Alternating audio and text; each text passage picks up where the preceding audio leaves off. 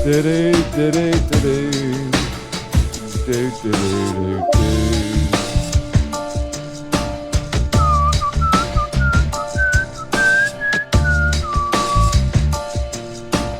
on. All right. Okay. Jolly good. Excellent. Oh, I say. Righty ho. Gonna be a good show, folks. Oh yeah. Facebook, free Facebook. You Nick bloody Clegg. You bloody Cyril Smith fan. You idiot. What an old tosser. Right. Okay. Hold on a sec. Hold on. Get it together, Ollie. Concentrate, man. Concentrate. I like that track. That's quite nice, wasn't it? Oh.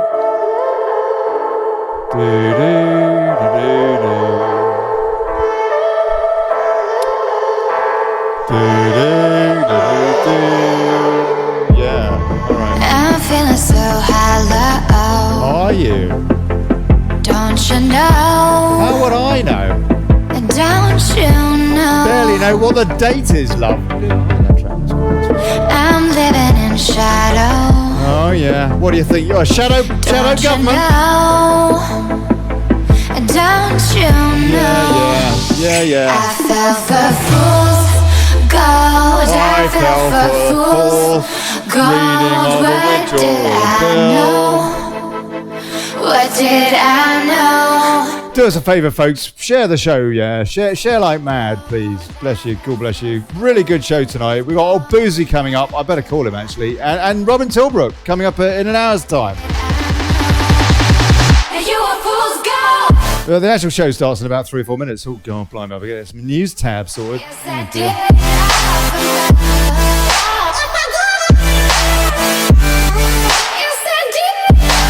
Oh, really? Did you do it all for love? Oh. Yes, I did. Oh, that's nice.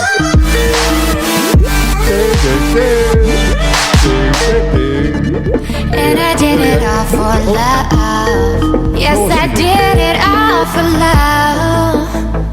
Hey, Boosey. Boosey. Hello, sir. God bless you, man. It's been a long time. I tell you, I'm looking forward to this. Hey, have a listen to this old dear. Yeah. Oh, thanks for your video, mate. That's awesome. I'll embed that. Just a couple of minutes. I fell for fool's gold. I fell for fool's gold. What did I know? I fell for a manifesto what pledge. Did I know? Yeah. I fell for fool's Theresa May's manifesto. Shouldn't have done that. What did I know? Let's face it, I'm an idiot. What did I know? You a fool's gold. Boosey, did you fall for Theresa May's manifesto pledge? Boosey? You mean her lie pledge? Yeah? You mean her lying pledge? Oh, blimey. Oh, dear. Mark IV, I'll tell you, she's like an old Cortina. Except they actually get you from A to B. And she's Hey? Yeah, she's a lot less reliable than that. Oh. She's like a larder. Yeah, that's right. One of them. She looks like she hobbles about on a Zimmer frame.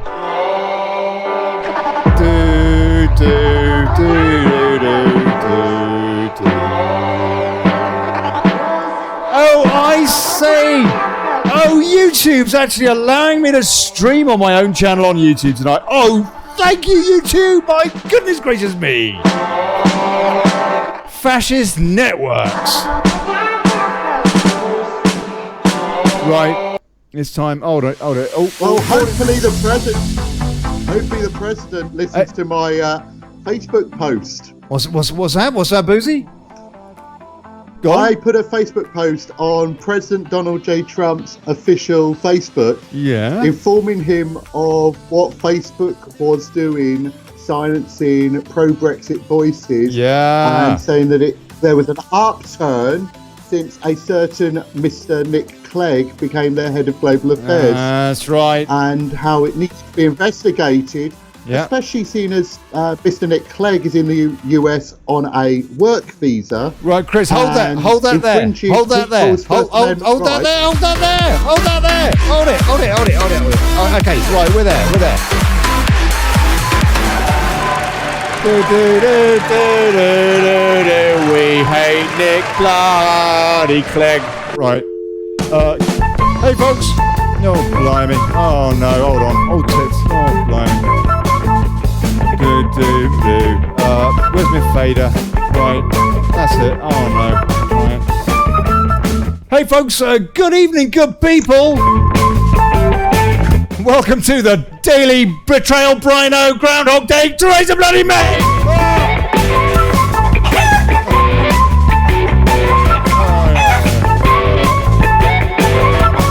Yeah, Daily Chaos. Holding democracy to account, fighting for self-determination and exposing Theresa May! And plutocracy. I'm Olly Connelly. Thanks for turning up. Yeah.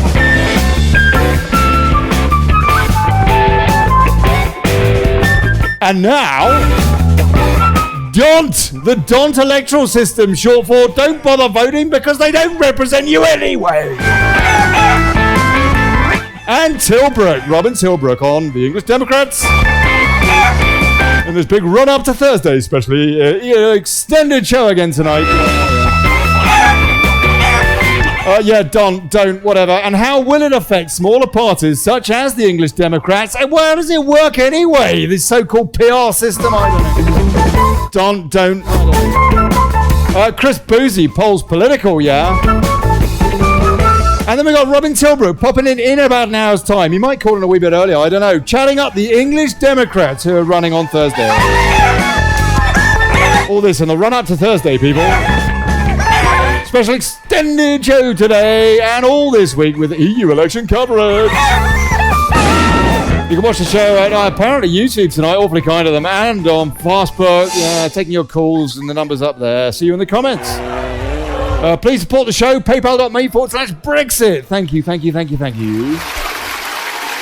Please share the thing, share it. Please share it. If you shared it, share it again. Share it to groups, please share it to groups. Thank you. Yeah, free chickens for anybody that shares it. Right, roll call. Chris Boosey, sir. Good evening. Good evening. It's been a long from time. sunny California. Yeah, so you buggered off? Yeah. What happened to you? The last I knew, you were running for the DVP down in deep forest country or something, and then you Essex. Yes, right. And then you've gone. What happened? What are you doing? Why have you gone over there? Well, we wanted you over here. May or may not know, I'm married to an American. And I was, let's be blunt, I lost my job for my Brexiteering. Did you? So. Did you? Yeah. There's a show right there. There's a show right there. Chris, I'm sorry to hear that. So because I lost my job, there was no way I was going to be able to bring my wife over to the United Kingdom because I wouldn't be able to sponsor her. So we managed to work something out, and I moved over to the States so that I could actually be with my wife. Oh, mate, I am so sorry to hear that. I have heard so many similar tales, and I've had similar problems myself as well. Not actually lost a job, but certainly not gained any. That is a sign of the times, isn't it? Have you been banned from Facebook yet? Well, how many times I got kicked off of Discord. I think that's probably why we're not all on Discord now, because apparently I've been pushing hate speech. Really? I got that, and I hadn't been on Discord for about 6 months when I got that message. I'm like, yeah, whatever. One of the most gentle characters that's ever been on this show. Oh man, I had heard that Discord has been having I don't know, have they been bought by Microsoft, something like that? I thought that they were relatively independent, a small company. I think they're trying to ensure that there isn't anything independent, because if there's anything independent, then we're allowed to have our free speech. That's right. Now, he's absolutely right. Your audio could be better. Can you please do me a favor and tap your microphone just on your cans, just so I can see whether or not, on your headset, just so I can see whether or not it's coming through there. No. On your microphone. Sorry. Tap your mic. No, it's not. It's not coming through there. It's going through your PC. That's why your audio is not so hot. If you go into your Skype, right. I've got a solution to that. Just give me a second. My wife's got a headset. Good on you. All right. Or go into Skype. It's probably your Skype settings. Just put it on the USB setting instead of whatnot, and we can sort that out and what have you. We'll go through a bit of the old news. What's going on today? We'll sort that out while old Chris sorts himself out there. Have a look at the old. Now hold on a sec, just a sec, folks. I do apologise. A bit late again today. Pardon? No, it's your setting in Skype that's the issue. Yeah. Okay. Yeah. You need to go into Skype settings. Right. And then audio and video. And right, 1 second. It's all right. No worries. None of my guests have ever got any media training, including the politicians, by the way. All useless when it comes to the tech. But anyway, right. I need to sort out that so that people can see what I can see on the old media thing. And there we go. I can see what's happening. Yeah, good man, Chris. All right, you sort that out. Is that any better? No, it's exactly the same at the moment. Same at the moment. Yeah. That's right, you can't get the guests, you know. Right, okay. Breitbart is leading with Democratic disconnect, while British voters flock to no-deal Brexit party. PM May offers second referendum. Can you... Boosey, yeah. I'll tell you what. You sort that out and give us a shout back. Give us a bell back on Skype, sir, in a couple of minutes' time when you've sorted it out. Is that all right? Because it'll probably help you to get into your settings if you're not connected. I think I know what it is. Yeah. I know what it is, but I'm not going to. Cable. It's just a cable issue. Yeah. Right. Okay. All right. Okay. Good. All right. I'm going to put you on mute just for a sec while you sort that out. And then we will, and you're jolly good. Right, okay, good. So that's him. Right, okay. Democratic disconnects while British voters flock to no-deal Brexit party. PM May offers a second referendum. And that's right. Whilst denying that she was offering a second referendum, in the same breath, she offered a referendum. I'll tell you what, you cannot get more duplicitous than this Bilderberger. Oh, incredible. I'll tell you what, she is absolutely cringeworthy. I put out a poll earlier. Let's just have a quick look at the results of my poll, actually. Just sorry, not being rude there. Just out of interest, I did put out a poll on old Daily Brexit. Let's see what the results are so far. Here we go. Where is it? There. Hold on. Come on. Don't you realise it's a live show? Scroll. Right. Quick poll, SW1 referendum style. Should Theresa May just FC UK off or just PSIS off? We've had 370 votes so far, and 352 think she should just FC UK off, as opposed to 18 thinking that she should just PSIS off. So clearly more people wanted to FC UK off than to PSIS off. And I thought that is a nice way to put it. After all, that's what she wants to do with a shiny, ruddy referendum, no doubt. Give us a choice between staying in the EU or staying in the EU. Apparently, having failed to learn the lesson of her Brexit party being trounced in the polls by Nigel Farage's Brexit party, British Prime Minister Theresa May has further distanced herself from the sanity from the British public by setting the process in motion for a second referendum, making her pitch to Parliament Tuesday afternoon, to pass her thrice rejected withdrawal agreement when it is put before the House for a fourth time next month. Embattled British Prime Minister offered a second referendum as a bribe to buy votes from her political colleagues, among ardent Remainers who do not intend to see the results of the first Brexit referendum honoured. A second vote is the preferred method of choice to overturn the original decision and see Oh, this woman is such a cretin. Hold on a sec, I've lost my place now. And see Brexit cancelled for good. Former Prime Minister Tony Blair, the war criminal they keep wheeling out, has been calling for a second referendum because he's an EU bastard. Sorry, excuse me, but it's just, you know what? I mean, you just can't make this up. Oh, among ardent Remainers who do not intend to see the results of the first Brexit referendum honoured, a second vote is the preferred method of choice to overturn the original decision and see Brexit cancelled for good. Former Prime Minister and war criminal Tony Blair has been calling for a second referendum to cancel the first since 2016. Most of us are just calling for him to go to the bottom of a dungeon under The Hague.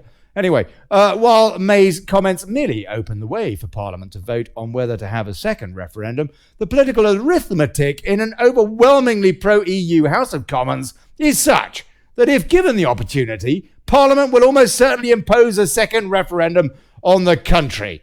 The offer breaks PM May's previous comments that a second referendum would break faith with the British people and would irreparably damage the faith in democracy. Strong and stable. Brexit means Brexit. British voters were told their decision in the 22nd referendum, whichever way they voted, would be final and enacted by the government. You lying bastards!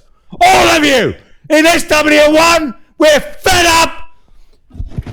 I'm not going to take this anymore! Oh, I'll tell you what, absolutely incredible. I just cannot believe it. I've got to have a small break. Oh.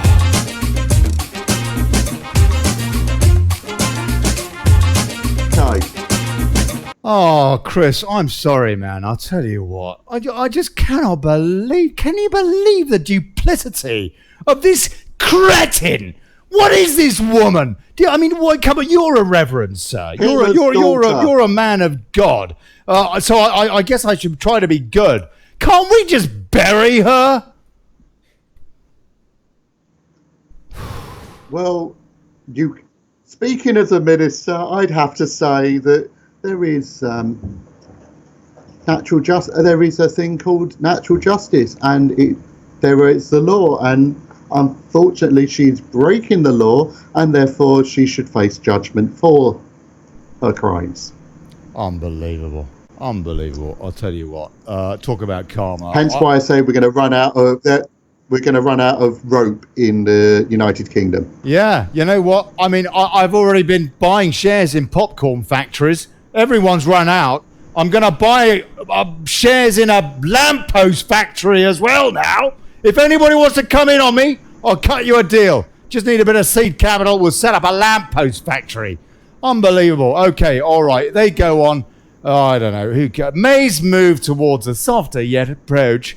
I tell you, this is appalling writing, Breitbart. May's move towards a softer yet approach to Brexit and giving aid to pro-Remain wreckers who would see the largest democratic exercise in British history overturned seems to reveal a significant disconnect between the United Kingdom's political leadership and the voting public.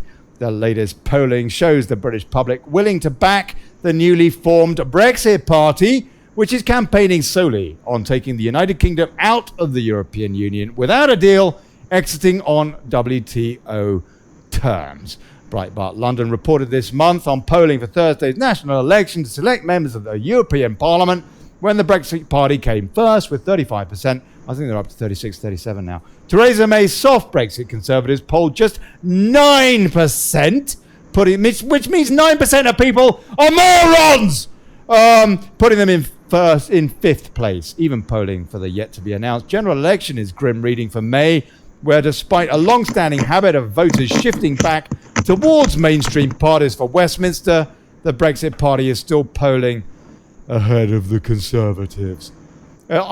Chris, I tell you, I lost for words. You know, I mean, it's disheartening doing a show like this. It's kind of called the Daily Brexit, where it's just the same news every day. It's like treachery, betrayal, duplicity, malfeasance, disorganisation, bloody useless! Perjury. Please. Perjury. Perjury.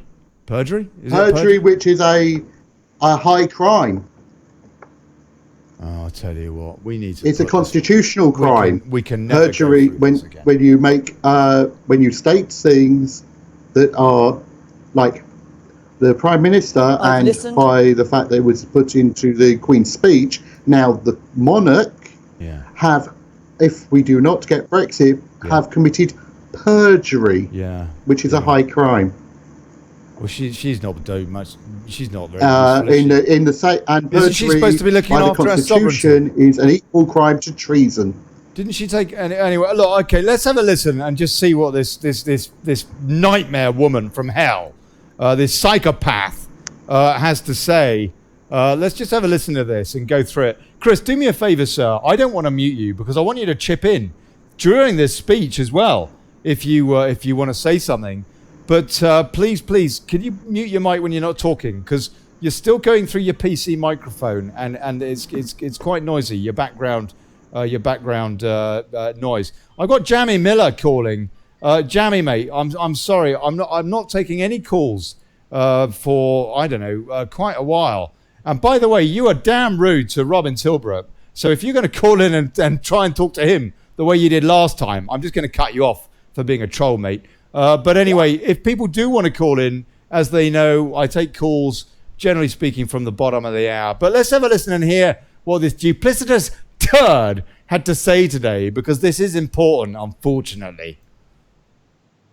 Oh, God, here we go. Hold on a sec. I've done all I can. I've listened to concerns from hold on a sec. spectrum. Hold on a sec. Let's get this right. Let's get this right. Here we go. I've listened to concerns from across the political spectrum. I've done all I can to address them. And today I'm making a serious offer to MPs across Parliament, a new Brexit deal. As part of that deal, I will continue to make the case for the Conservative Party to be united behind a policy that can deliver Brexit. 9 out of 10 Conservative Liar! have already given the Conservative Party backing, and I want to reach out to every single one of my colleagues to make the very best offer I can to them. Go! Together around an amendment from Sir Graham Brady, and this gave rise to the work on alternative arrangements to the backstop. Although it's not possible for those to replace the backstop in the withdrawal, we want to replace you! Start the work now to ensure they are a viable alternative. So as part of the new Brexit deal, we will place the viable alternative is you hanging, Mrs. May. To conclude alternative arrangements by December 2020. That's right. So that we can avoid any need for the backstop coming into force. After a fair trial, of course. Also listened to unionist concerns about the backstop. So the new Brexit deal goes further. The backstop is a lot of crap. It's a political device to keep us in the EU. For crying out loud, we know it's a lot of. We know it's a big fraud for the simple reason that the EU said, in the event of a no-deal Brexit, what is actually a WTO deal Brexit, with ancillary deals to keep the planes in the sky and all the lorries flowing and all the rest of it, all in place, by the way. The EU said there will be no backstop. If they don't need a backstop in the event of there being a WTO Brexit, you don't need it for what the EU describe as a treaty. You witch! Sorry. Just saying. Go on, get on with it. Common travel area regulations are very clear about the rules that relate to what's that, Boosey? Britain Sorry? Boosey? And Ireland. Who is? What's that? Go on, say that again. The Common Travel Area regulations, which is a bilateral agreement between the United Kingdom and Ireland, are very clear about. No, it's not actually bilateral. It's between Ireland, the Channel Islands, the Isle of Man, and the United Kingdom, and it covers the movement of people and goods across the borders that exist internally, and it covers everything that needs to be covered in the event that we leave the EU and Ireland is in the EU. It still covers that because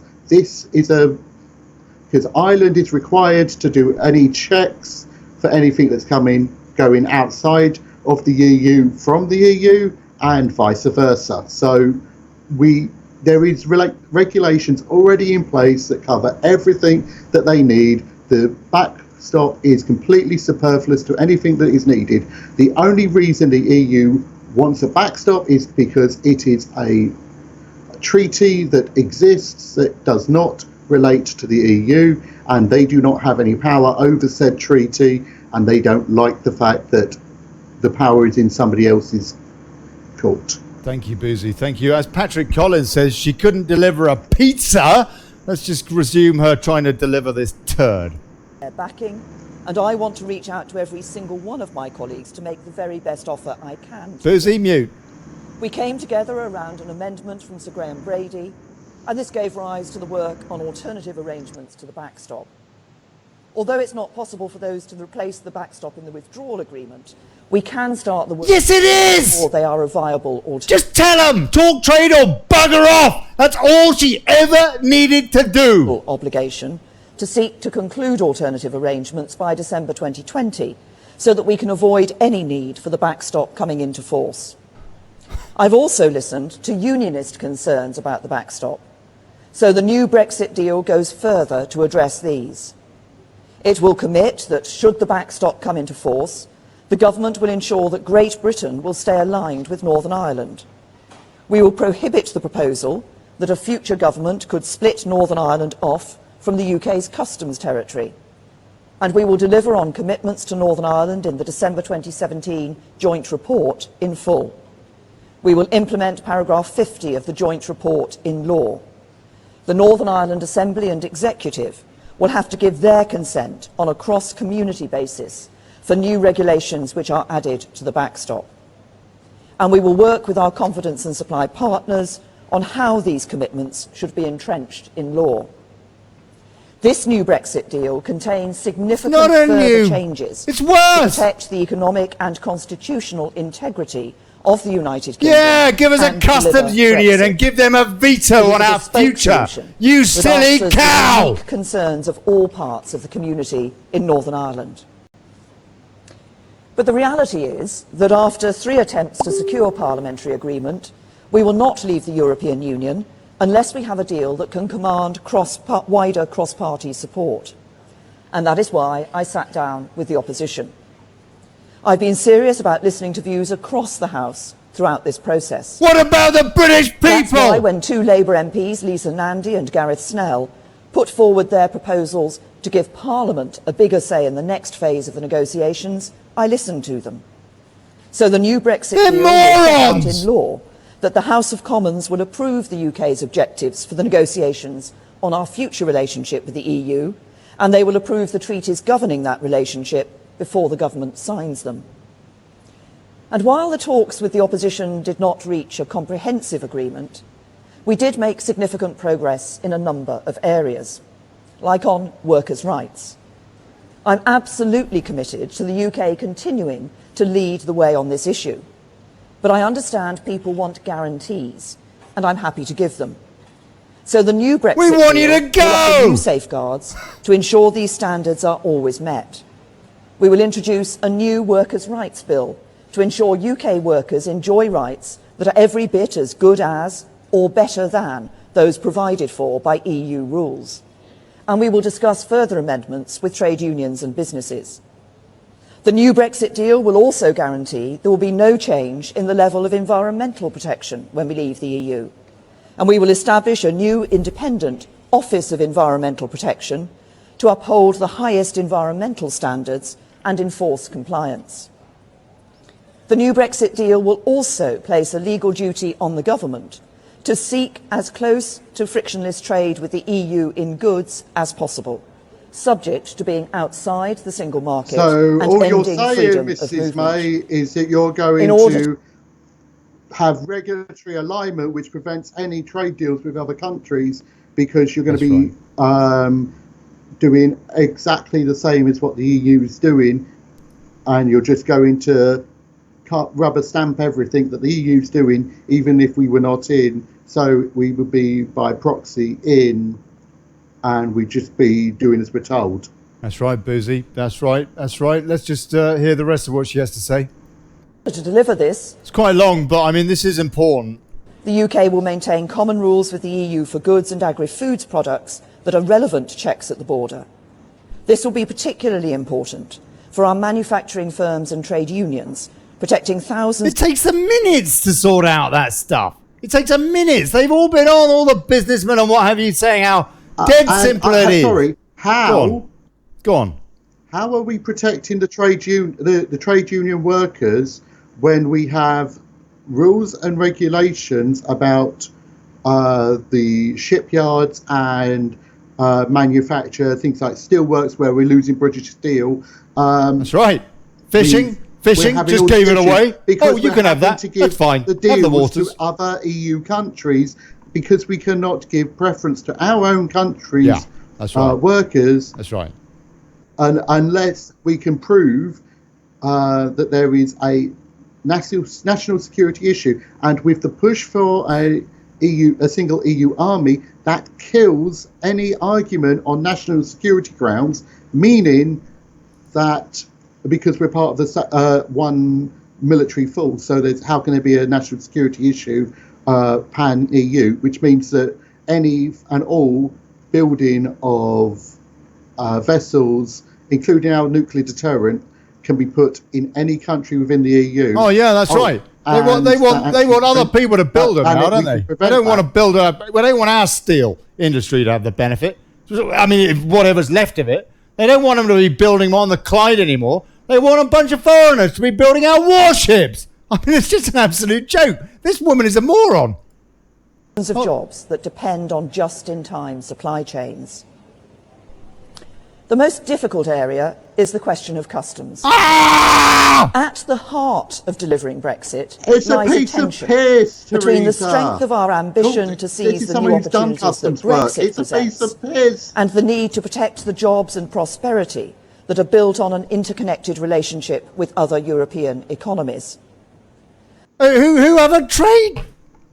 We have a trade deficit with them, for crying out loud. We could be trading with a Commonwealth, with our natural Commonwealth allies, who we have a responsibility to, for crying out loud. We got them queuing up wanting to trade with us, including old Trumpster, for goodness sake.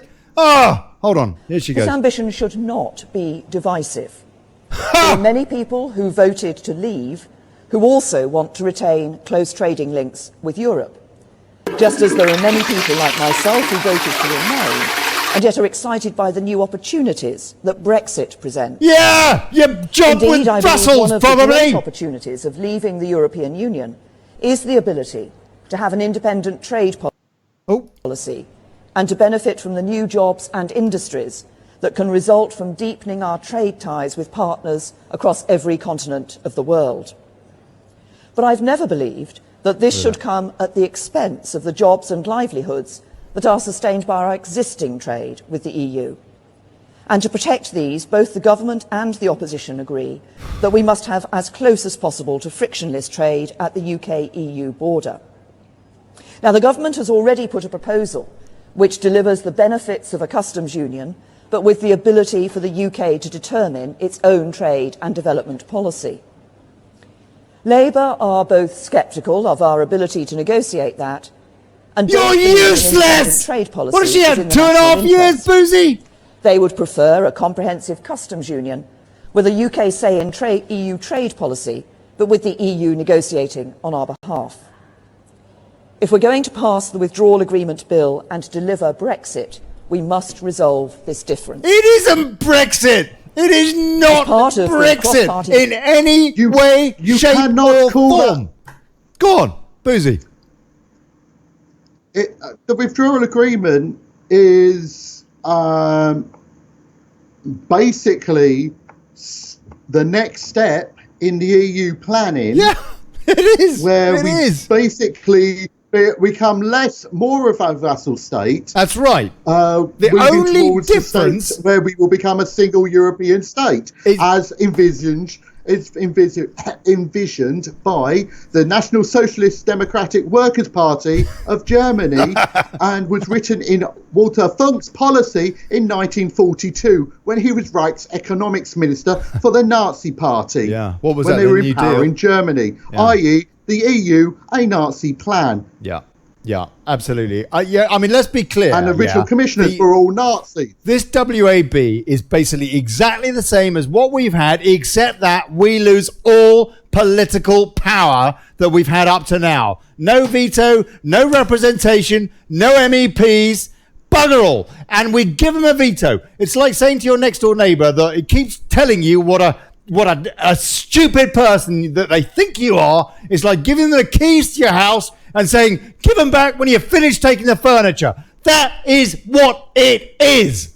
Discussions, the government offered a compromise option of a temporary customs union on goods only, including a UK say in relevant EU trade policy, and an ability to change the arrangement so a future government could move it in its preferred direction. We were not able to agree this as part of our cross-party talks. So it is right that Parliament should have the opportunity to resolve this during the passage of the bill and decide between the government's proposal and a compromise option. And so the government will commit in law to let Parliament decide this issue and to reflect the outcome of this process in legislation. Parliament. I've also listened carefully to those who have been arguing. Hold on. Sovereign, you bitch. Yeah. Okay, all right. This is where she gets into the second referendum bit. And look at her rolling her eyes whilst she's doing a bit of play acting. The government will commit in law to let Parliament decide this issue and to reflect the outcome of this process in legislation. I've also listened carefully to those who've been arguing for a second referendum.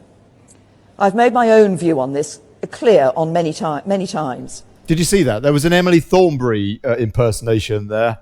I do not believe this is a route that we should take, because I think we should be implementing the result of the first referendum, not asking the British people to vote in a second one. But I recognise the genuine and sincere strength of feeling across the House on this important issue. The government will therefore include in the withdrawal agreement bill, at introduction, a requirement to vote on whether to hold a second referendum. And this must take place before the withdrawal agreement can be ratified.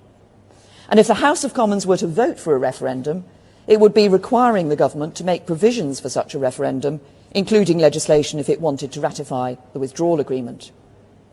So to those MPs who want a second referendum to confirm the deal, you need a deal and therefore a withdrawal agreement bill to make it happen. So let it have its second reading and then make your case to Parliament. Finally, we cannot expect MPs to vote on the same two documents they previously rejected, so we will seek changes to the political declaration to reflect this new deal. So our new Brexit deal makes a 10-point offer to everyone in Parliament who wants to deliver the result of the referendum. 10 commandments. The government will seek to conclude alternative arrangements to replace the backstop by December 2020 so that it never needs to be used. That is just a lot of old cack. Two, a commitment that should the backstop come into force, the government will ensure that Great Britain will stay aligned with Northern Ireland. Cack. 3, the negotiating objectives and final treaties for our future relationship with the EU will have to be approved by MPs. What about the rest of the world?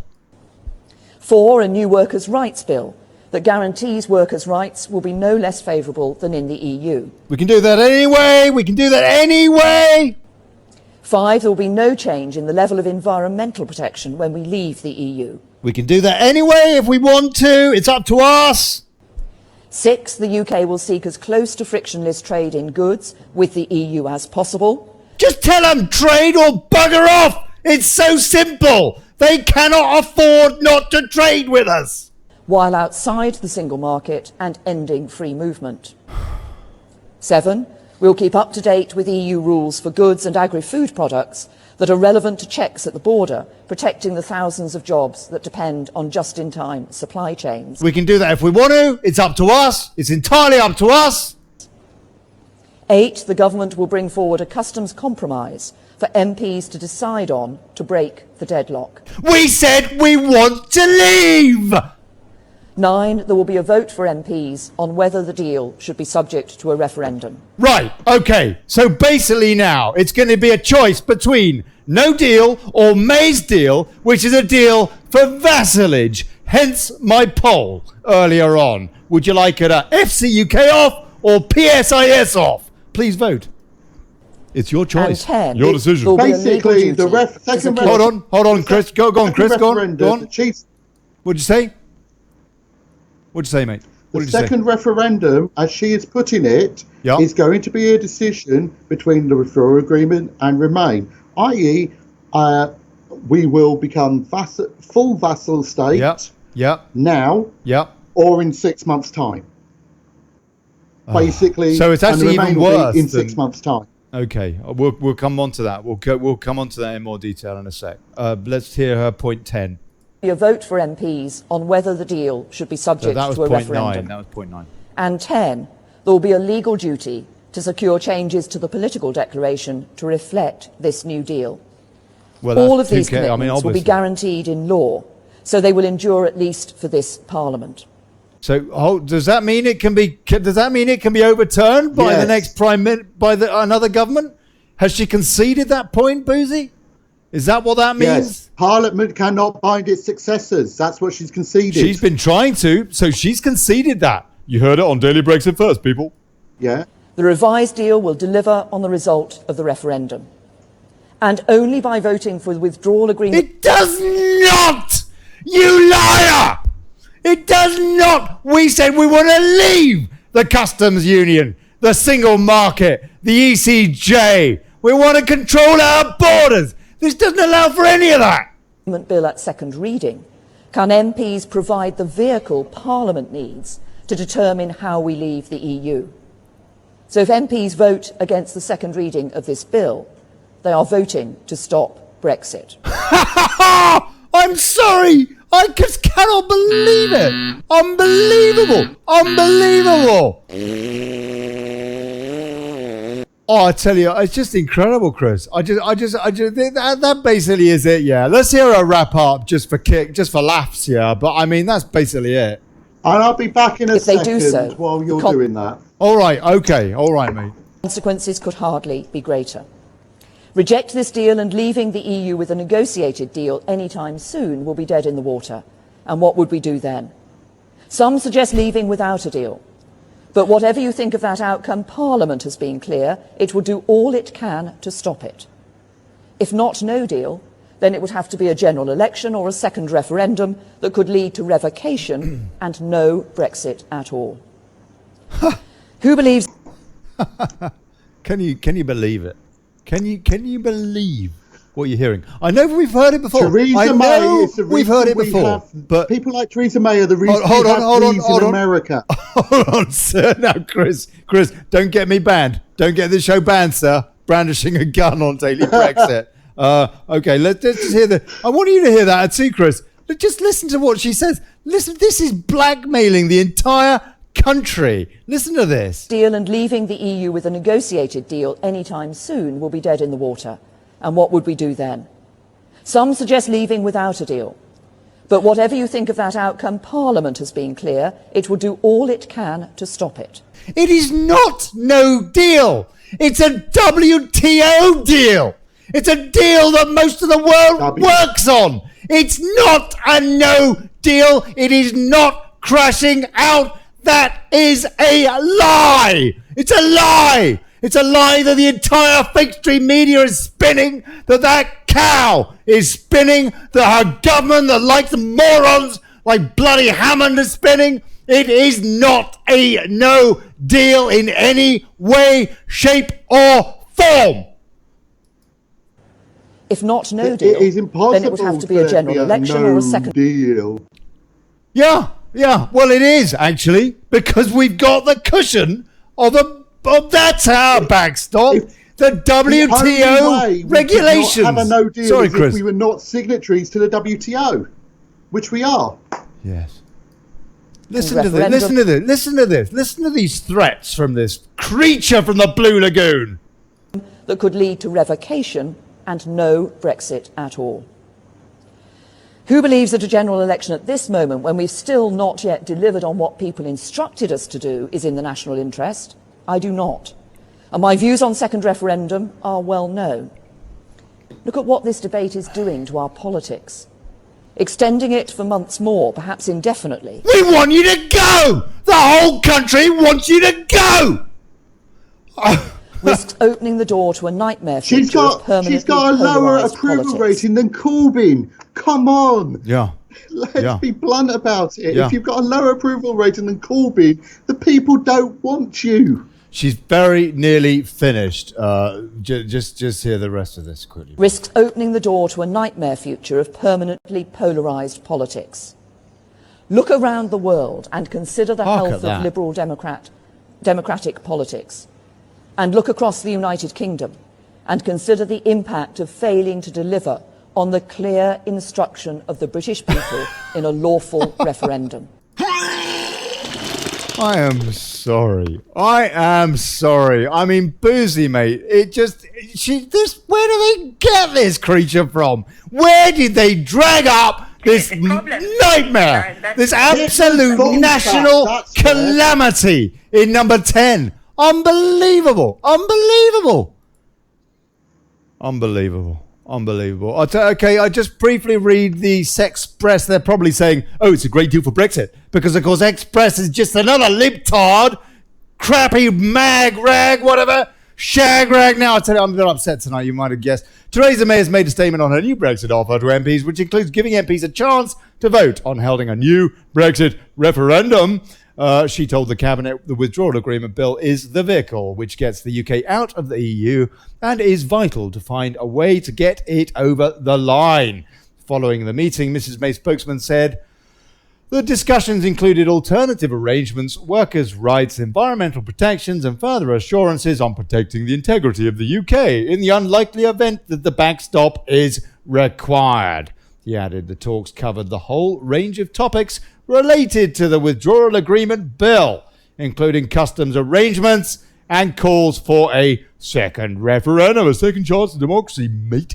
Mrs May held a crunch meeting lasting 3 hours with her feuding, useless Remoron cabinet as she desperately searches for ways to respond to cross-party talks with Labour and the party's leader, Jeremy Corbyn.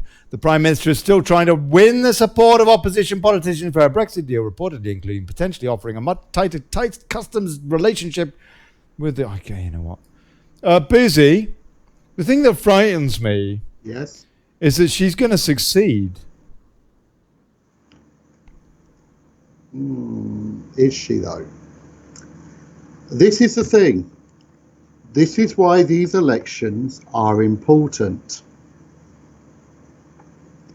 Because we all know that the Ramonas are going through and doing tactical voting. Mm-hmm. This is the whole idea of that is so that they can ensure that they want to have a majority of Ramona MEPs elected so they can say the British people have changed their mind. They want to use this election as a de facto second referendum to justify the other second referendum. That is why, no matter the lawfulness or legality of us taking part in the elections, and I can see that point, but let's be blunt, we are living under a tyrannous government in the UK. Yes. Let's be blunt. It is a tyrannous government. I agree. Tyrannical. I agree.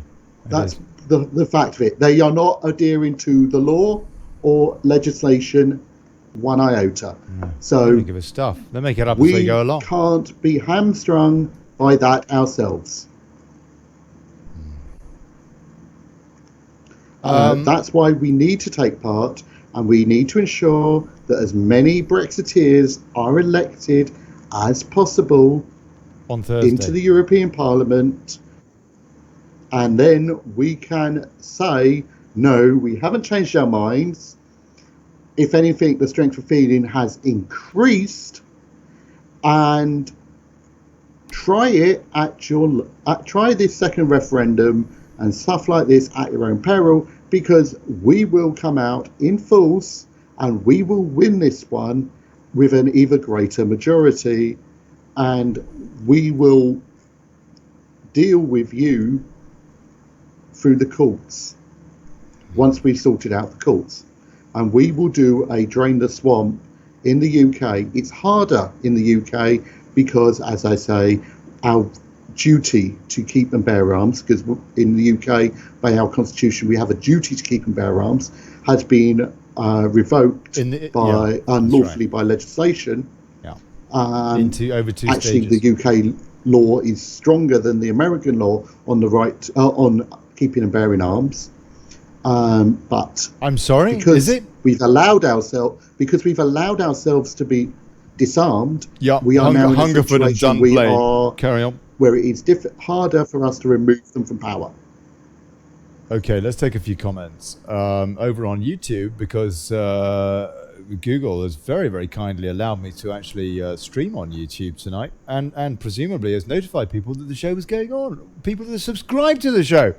Awfully kind of you, Google, you evil buggers that trade with China and are doing all that censorship stuff with them, etc., etc. Amanda Rolson says, the deal, if you wish to call it that, and the EU call it a treaty, by the way, and Amanda says, treaty gives the EU power over our country, power over our waters, power over our courts, power over our laws, power over our courts, continued. She said courts twice. I think you were getting excited, Amanda. And yes, me too, tonight, let's face it. Power over who we can not trade with, apart from not being allowed to do better than the EU itself, as they like to think they are a country in their own right, which they are not. Thank you, Amanda. God bless you. It was so lovely meeting you and Eric, your old man, on the 29th in Parliament Square. And thank you for that pint of Bishop's Finger. And I'm not being rude. It was a great pint of beer. David Baggett says British Steel need an extra £75 million to pay the EU £100 million carbon tax for nothing. You stupid woman. We are being robbed. Absolutely. And as I said last night, and I've said before, Spain, where I live, by the way, because I'm not an expat, I remain patriotic, this migrant that lives in Spain. Spain has paid, a couple of dozen billion euros into the EU throughout its entirety. Only actually started paying anything at all a few years ago. Until then, hadn't paid a penny. The Brits, on the other hand, £500 billion. £500 billion. That is wealth transferal, or what they call it. That the elites, they look at us plebs and they say it's wealth transferal. It's all awfully useful. It's theft. It's theft. Okay. Jesus Jones is RAL rules of British government Parliament. I don't understand that. Jesus bless you. Naomi M. Our lives are in the hands of the empty heads in the UK Parliament. There are lots and lots of empty heads in the UK Parliament, and there are also some very, very clever Bilderberg crooks who need to be tried for treason with the appropriate sentence meted out. Peter isn't here, says a second referendum. She has said it at last. That's correct. Mad About the Goy says May dined with London's chief rabbi on the night before she became Prime Minister. I don't really want to bring in that whole thing into it, to be honest with you, but that Sachs bloke, I have to say I haven't got any time for whatsoever, Jonathan Sachs. Naomi M., she wants to restore the EU constitution in the UK via a second referendum. Amanda Rolfson also says, not if this treaty goes through, we will still need the EU permission. No thanks. Peter isn't here, says, this EU subservient PM is destroying us. And yes, absolutely, sir. Darley Gardner, Amanda Rolfson replying to her, it's written on a list of aims for Labour to make the public vote for them. The correct words used were ban self-employment. Really? Good Lord. I haven't heard that one before, I have to say. Crid Bennett, I really hate this woman. And Steve McRae says the Queen is no longer sovereign, according to the EU. European Communities Act, 1972. That certainly makes sense. She certainly isn't upholding her coronation oath. That is for certain. Helen Smith says Hammond is at a meeting or dinner tonight, and he's going to praise up her deal. Labour are not voting for it. Well, I hope you're right, Helen. I hope you're right. I think that Labour are in such crisis. I think we're about to see a massive split across that party, far more than we've just seen with just the chuck-up party. I think that we're going to see a lot more of that now. And the Blairites are going to be saying, we don't give a damn what you say, Corbyn. We are not going with the whip. We are going to go with this treaty. And now that she's offering a referendum, we will see. We will see. Charles Spencer said Corbyn says he won't back PM's Brexit plan. No, but the problem is, what will Keir Starmer do? And Hilary Benn and all those other Blairite bastards that think that it's great to have a war criminal wheeled out on the BBC to tell us all what to think. Mark I. Conway says they will have a new PM and he or she will dictate what the House of Con Men want us under the guise of Brexit with no intention of leaving. Please be careful with your grammar, folks, because otherwise I can't read it. The downliner, politics is just a hierarchy of blackmail. Banks blackmail corporations. Corporations blackmail politicians, and politicians blackmail the public in voting for them. Simples. And thank you, downliner. And Michael Wilson says they are all committing treason. Drag them out and hang them from the lampposts. Darley Gardner. It's written on a list of aims for Labour to make the public vote for them. The correct words used were ban self-employment. Okay, I've covered that. And I'm going to pop over to old Facebook and have a look and see at the comments there as well, because obviously there's quite a lot of going on here with that speech. See what people have to say about it. Simon Hughes says, get this right. She puts a stupid plan to Brussels and then she sticks to them, totally ignoring the first referendum, and wants to push for a second referendum. She needs a straight jacket. Wendy Miller says, let's be true. She did this from start and it was always her plan. Absolutely. I completely agree with that. This show has been saying that since she was elected. Kevin Lamond, you love the May woman, don't you, Alan? I don't know who he's talking to there, but somebody else in the comments. John Blackwood, Benny Dip said, democracy dies behind closed doors. And Kim Gilson says voting means nothing. This isn't about Brexit. That's just a bloody pantomime. They want our military. They want civil unrest so they can trigger PESCO, military unification of Europe, people, and enforce martial law. Game over. I think that Kim Gilson is pretty much correct there, Chris, sir. Oh, no, hold on a sec. Why can't I hear you? I can't hear you now. No, it's not me. Must be you. You've muted yourself. Have you muted yourself? Yeah, sorry. I muted myself because you wanted the thing and then I forgot to turn it on. No worries. No worries. Go on. Please. I think there's someone on this continent that I'm on who might have something to say about the putting EU troops on the British streets, who has assets in the United Kingdom, who may come to the aid of the British people, let's just say, especially as they've got a nice big concentration in on the east of England, especially in East Anglia. They've got quite a lot of assets there. It actually makes you wonder. I'm talking about someone who lives on Pennsylvania Avenue. Yeah, I know you are. Yeah, absolutely. God bless you. Actually, hold on a second. I did get a quote from him earlier. I did ask him. Let me see if I can see what he says. I know he's been a bit busy at the moment. I had a quick word. China now. Right. Oh, yeah. So, okay. He's a bit preoccupied at the moment. But, we are effectively acting like a rogue state now, so far as the United States is concerned, no? Certainly so far as a libertarian United States is concerned. Yes, and with the fascistic tendencies of social media right now, I made a comment the other day and some people said that the president should be made aware of that. So I promptly informed the president on his personal Facebook page, his official personal Facebook page, of exactly what is going on in relation to Facebook silencing pro-Brexit voices, and that he might be a bit concerned about that, seeing that he's pro-Brexit, and that we have seen an upturn in this since a certain Nick Clegg got elected as head of global affairs at Facebook.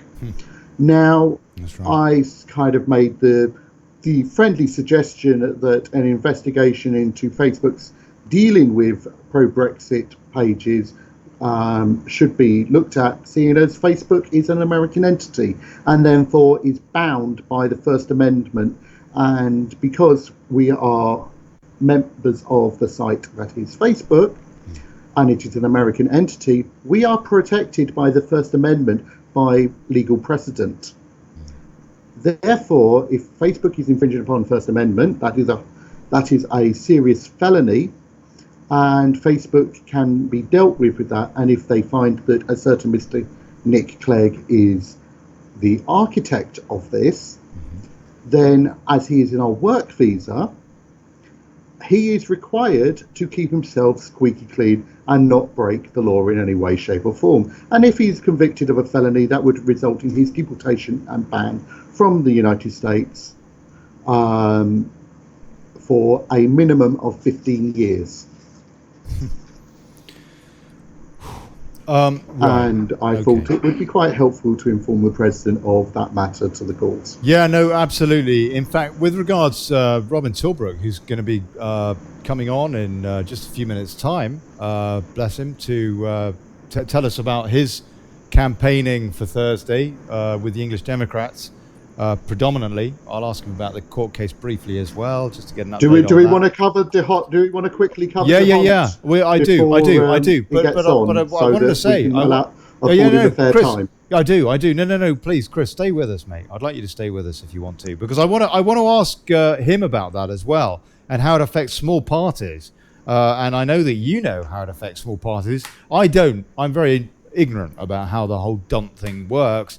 I just thought it meant, like, don't vote because they're not allowed to represent you anyway. So what's the point? But apparently it actually stands for something. But hold on, Chris, I just wanted to say, Chris, I wanted to say though, sir, I wanted to say that this White House, there is, I understand. I put out a post about Tilbrook the other day being censored. His page was pulled down by Facebook, for example. We're getting it. Any of us that is doing this kind of stuff, we're getting jailed and all that sort of thing. And somebody actually said in the comments very, very kindly, Ollie, you should report this to the White House page on Facebook. And they're taking numbers, and there have been about 5,000 reports or so. And they are taking note of this Facebook censorship. So is that what you're talking about, Chris? Is that what you're... Yes. Yeah, basically, there is a big thing over here at the moment that the president has. Sorry, my wife's just grabbing me a brew. Talking, it gets a bit. Yeah, good on her. Yeah, lovely. Good on you. Gonna need something stronger than that tonight. Yeah. But the president is extremely concerned at this moment in time because conservative voices in the run-up to, because we're now starting to enter, because they take a bit longer, we're starting to enter an election period in the United States. 2020 election. The presidential elections. Yeah. Exactly. And it's a long, drawn-out thing. Yeah. So because it's a long, drawn-out thing, there is the concern that with the censorship of conservative voices, that the message of the Republican message is not going to be allowed to get to the people. That's right. That's right. They need to rip Facebook that would then up. be Facebook interfering with democratic process, which is obviously... So he's trying to get this sorted. They need to break it up. Impact his re-election. They need to break it up. I can't believe they got WhatsApp, they got Instagram or whatever it is, and all that chat crap or whatever, and this and that. They need to break it up. Even the guy that founded it, Chris, with that Zuckerzits bloke, the guy that founded it with him has said it is just way too much power in the hands of one bloke who looks like Data from Star Trek. It's just way, way too much power. He has 60% of the shares in Facebook. 60%. That boardroom isn't a boardroom. It's like an advisory committee. They've all got their tongue stuck up his arse. There's way too much power, and he's a libtard. I'm going to say something that's extremely rare, and you might want to take note of it, because it's probably about the only time I'm ever going to say something positive about the EU. Go on. The only positive thing that the EU, the only positive thing the EU has going for it is it has the Monopolies Commission, and it prevents companies becoming. It tries to prevent companies becoming too large by buying up all their competitors. Yes. Because there was the issue with Murdoch and Sky and buying out other bits and pieces, and them saying that actually he was going to have too much control over be an individual with too much control over the media. Nothing like this actually really exists in the United States. So that is where they've kind of got to pass some legislation to curtail the influence. And I wouldn't be surprised if some legislation like that is in the works, because it is impacting the ruling party in America at the moment. Therefore, they kind of want to get things sorted. I absolutely certainly hope so. I certainly hope so. Look, go on. Yep.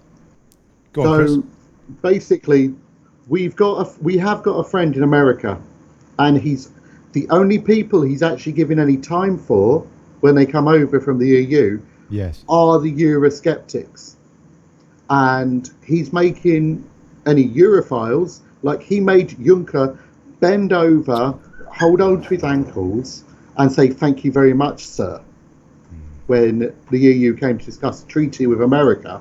Yes. He basically turned Juncker into his bitch, and that was seen all on the news. So if that's what's happening, that's how he's treating the Europhiles side of things. So I think we've got a friend there, and maybe his actions might be more a case of he's got to wait for something to happen. And I think it's very much if the British people were to rise up against the government, and the EU were then to put EU John for, like they did in Catalonia, or putting the EU army on the streets of London on other parts of the UK, I think you would find that you would have an increased deployment of American personnel to the American bases in the UK, and they would show the EU military complex that it really isn't all that. Right. Okay. I'm going to get old Tilbrook involved, and then we can talk a bit about HONDT and all that. So let me just give him a bell, and then we can carry on. Thank you, Chris. Thank you, sir. By the way, you're still coming out of you're not coming out of the proper microphone. You're coming out of the mic on your headset. Well, it is coming out from. I've checked my settings. It is coming from a microphone, but the problem is that I've got a cable which is on its way out, and I only found that out today. Right. Okay. All right. Okay. Lovely. Right. Okay. We now have Robin Tilbrook, chairman of the English Democrats, and who is also suing the government, citing an illegal extension of Article 50. Robin, good evening, sir. Hello. Thank you for joining us. I very much appreciate it. Have you heard something a bit of a rant in the first half of the show, to be honest with you? In fact, I've lost my voice a bit. Have you heard the Theresa May's latest deal with what is it, Mark IV? It's like a Cortina Mark IV or something, except it's less capable of getting us from A to B. Her withdrawal deal. Did you hear her speech? I didn't hear the speech. I saw some headlines which suggested that she was starting to offer rather suspected some time. Now hold on a sec. Your audio is really bad. Chris, can you please do me a favor? When you're not talking, can you please mute your microphone to assist with audio as much as possible? Thank you. Good man. And Robin, I didn't hear that, sir. Yes, all I was saying was that I'd heard a headline, which is that she started to offer what we expect, well, rather suspect she was going to, which was sort of having a second referendum. Yeah, that's right. Second referendum. It just beggars belief. I mean, is there any part, in your estimation, of this withdrawal deal, of what she said today, her 10-point plan, her 10 commandments for EU tyranny, it seems to me, that is actually relevant to Brexit? No. I did see something from Owen Paterson, actually. Owen Paterson? Owen Paterson, the Brexit MP, he was saying a couple of weeks ago that the only thing that she hadn't shown herself honest about, had to go back on, was not yet offering a second referendum. Of course, he was pointing out that she's now done that. Yeah, that's right. Yes. Now hold. Okay. Now this is a real problem with the audio here, and I want to get this right before we continue, because otherwise people just won't be listening to the show, and I wouldn't blame them. And I want you gentlemen to be heard. So what can we do about that? Chris, are you muted, please? At the moment. I was muted. Okay. I'll just mute again until I'm talking. All right. Okay. Now look, I've got people calling in. Please don't call in yet, because I haven't even asked any questions yet. So just give us about 20 minutes, and then we'll start taking some calls. But I do want to get through how this HONDT system works. Yeah, this HONDT voting system.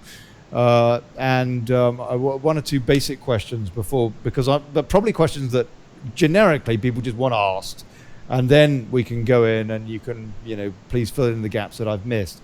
I'm just wondering what to do though about this audio, because it's pretty dreadful with you, Robin. Yeah, it's pretty bad. Let me see if one of these earphone things helps. Lovely, good man. If you've got I wouldn't say it's going to help, but I'll give it a try. Yeah, oh yes. A headset would definitely help. It would definitely help. Thank you. And I will try to improve both of your images as well, especially long show. Is that better? Is that better? Not yet. No, it isn't really. Not better. I think probably because you need to change the input. Possibly on Skype. I'll tell you what we'll do. Let me think. What are we going to do? What are we going to do? If you go into your Skype settings, Robin, it's a question of changing it in there. If you look at your Skype, if you put it on full screen, your Skype, you can see. Do you know how to get into the settings? Well, I do normally, but you just took a snapshot. I'm not. Yeah, no, I did. No, go on. Not quite sure why. You might see somewhere on your interface there are 3 dots, and if you click on that, it will come up and say settings above the dial pad. And if you go into audio and video. Yep. And then you should see an option for microphone, and hopefully there's a drop down next to it. And if you click on that drop down, what are your options there? Have you got one that says something like USB or headset or something? I have mic in that front panel. It could be that. Black. Realtek. All right. What is it at the moment? Is it Realtek at the moment? Oh, it's not that, because I can't hear you. How's that? I can hear you now, but Is that better? Yeah, but there's just I've got so much impedance in the background. I'll tell you what, Robin, would you do me a favour and call me back, because oh, that's better. Is that better? Yes, that's it. That's okay. It. Yes. Oh, I'll tell you what, telephony is the blight of Daily Brexit and the bane of my life. It really is. If only I had a desk producer, it would be awesome. But we'll get there. Now then, Boosey, you please mute your mic when you're not talking, because we've already tried to sort your audio and haven't been able to. And so anyway, right, okay. Mr. Tilbrook, sir, I want to ask about this HONDT voting system a little bit, but we'll do that with Chris as well in a second. Where do we start? You're going for DONT rather than HONDT, are you? DONT. Well, I don't know, what is it? It's like, don't vote. There's no point because they're not allowed to represent you anyway. I mean, that actually is exactly the way it is, isn't it? Then if you are elected on Thursday, sir, as an MEP, you won't be allowed to represent your constituents, will you? Well, I'm not sure really how that exactly works. Whether if you say you're not representing your constituents, I mean, obviously I shall represent those people that voted for me. How? But I'm personally hoping, of course, that we're going to be able to get into the High Court and make the whole process completely redundant. Okay, let's cover that first, because I think that probably that's what people want to hear about more than anything from you tonight. What is the situation with the lawsuit now? Okay, so as for those people that haven't heard about it before, we issued proceedings, we've served proceedings, we've had our detailed submissions. The government has responded with their equivalent of a defence. It's called grounds of resistance in a judicial review, and we've then responded to that. We've then been pushing the court to give us a date, and so far we haven't got a date. But in fact, the government's lawyers wrote to me today, basically saying that they didn't particularly want it to come on quickly. They couldn't actually outright sort of say that they wanted it put onto the back burner, but they were basically saying to the court and to me that they didn't want it dealt with quickly. Yes, that's right. Which is no surprise, of course. It's incredible, isn't it? I mean, they're saying basically the court won't get on with it, of course. They're saying it's non-urgent. The democracy is non-urgent. The business knowing which way it's headed is somehow non-urgent. They're working for a prime minister who certainly doesn't think that democracy is urgent, does she? Absolutely. Okay. All right. So that is the deal with that. Now I understand also that Bill Cash is putting forward a suit. He keeps talking about it. He hasn't yet issued any proceedings. He hasn't yet issued any proceedings. Right. Okay. No. You don't, from chats that we've had previously, you don't really trust him, I understand. I don't really have enough to go on to be very clear about that, but I did think it was pretty odd of him to spend so much time trying to warn Theresa May that she might be about to do something illegal. Also, he has been talking up this idea of bringing proceedings for weeks now and garnering publicity for doing so. And hasn't done it. But hasn't actually done anything yet. So the only case that's going forward at the moment... They have actually written to the government's legal department, but they haven't actually done the key thing, which is issuing proceedings. Yes, quite right. So the only person at the moment that is bringing forward a case is you. Is that correct? Yes, I think Democrats, of course.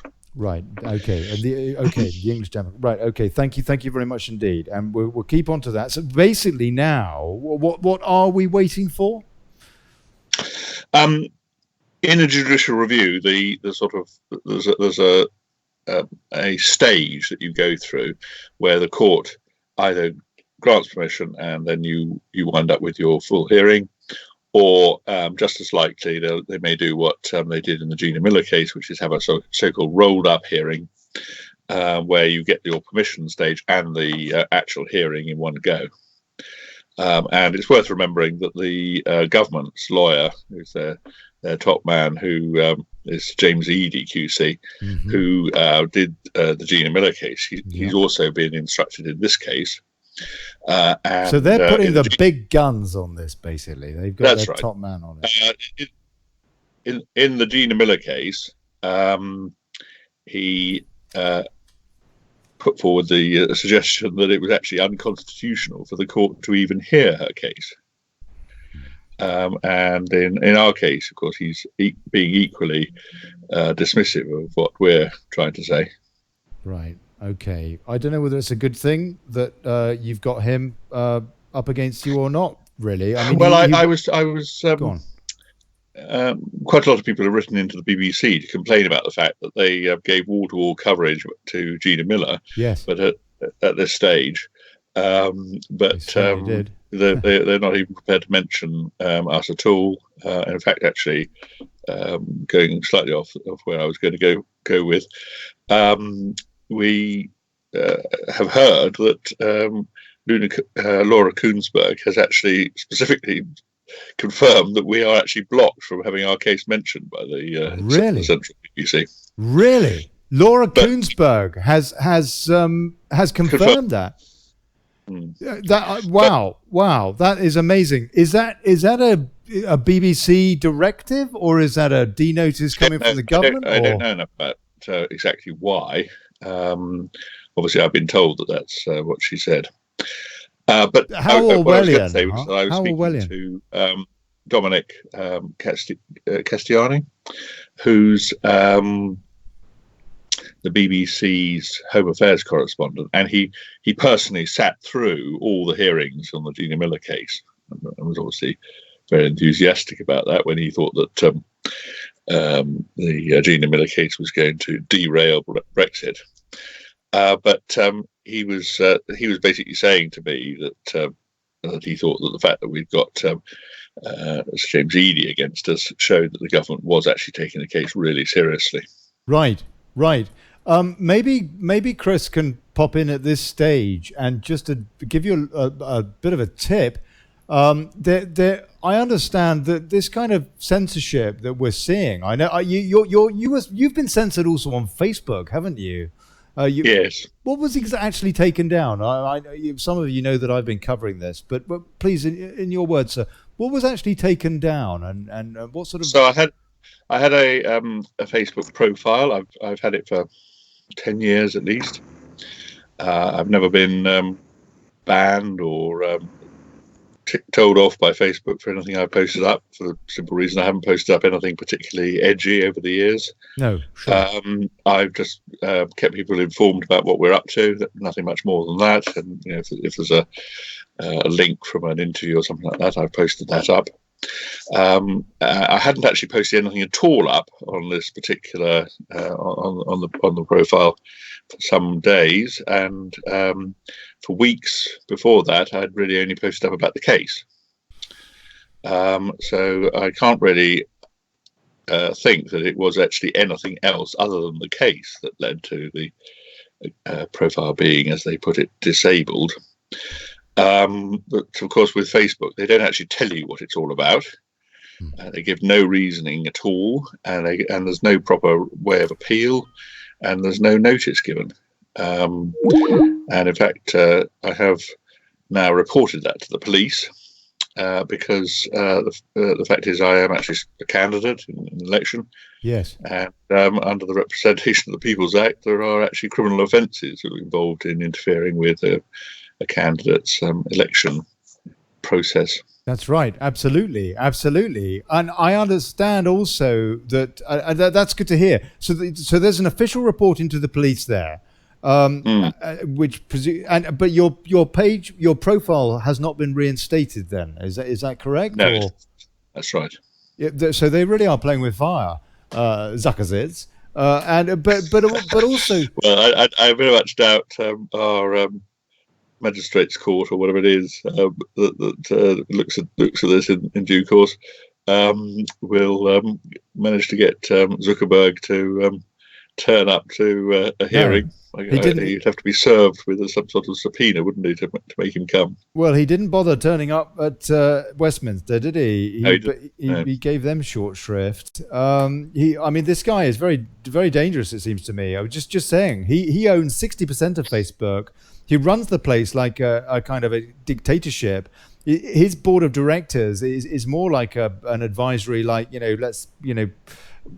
they need their tongues surgically removed from his anus, it seems to me. That's the kind of company that basically is telling us what to think. One or two people have suggested to me that it might have been something to do with Nick Clegg, actually.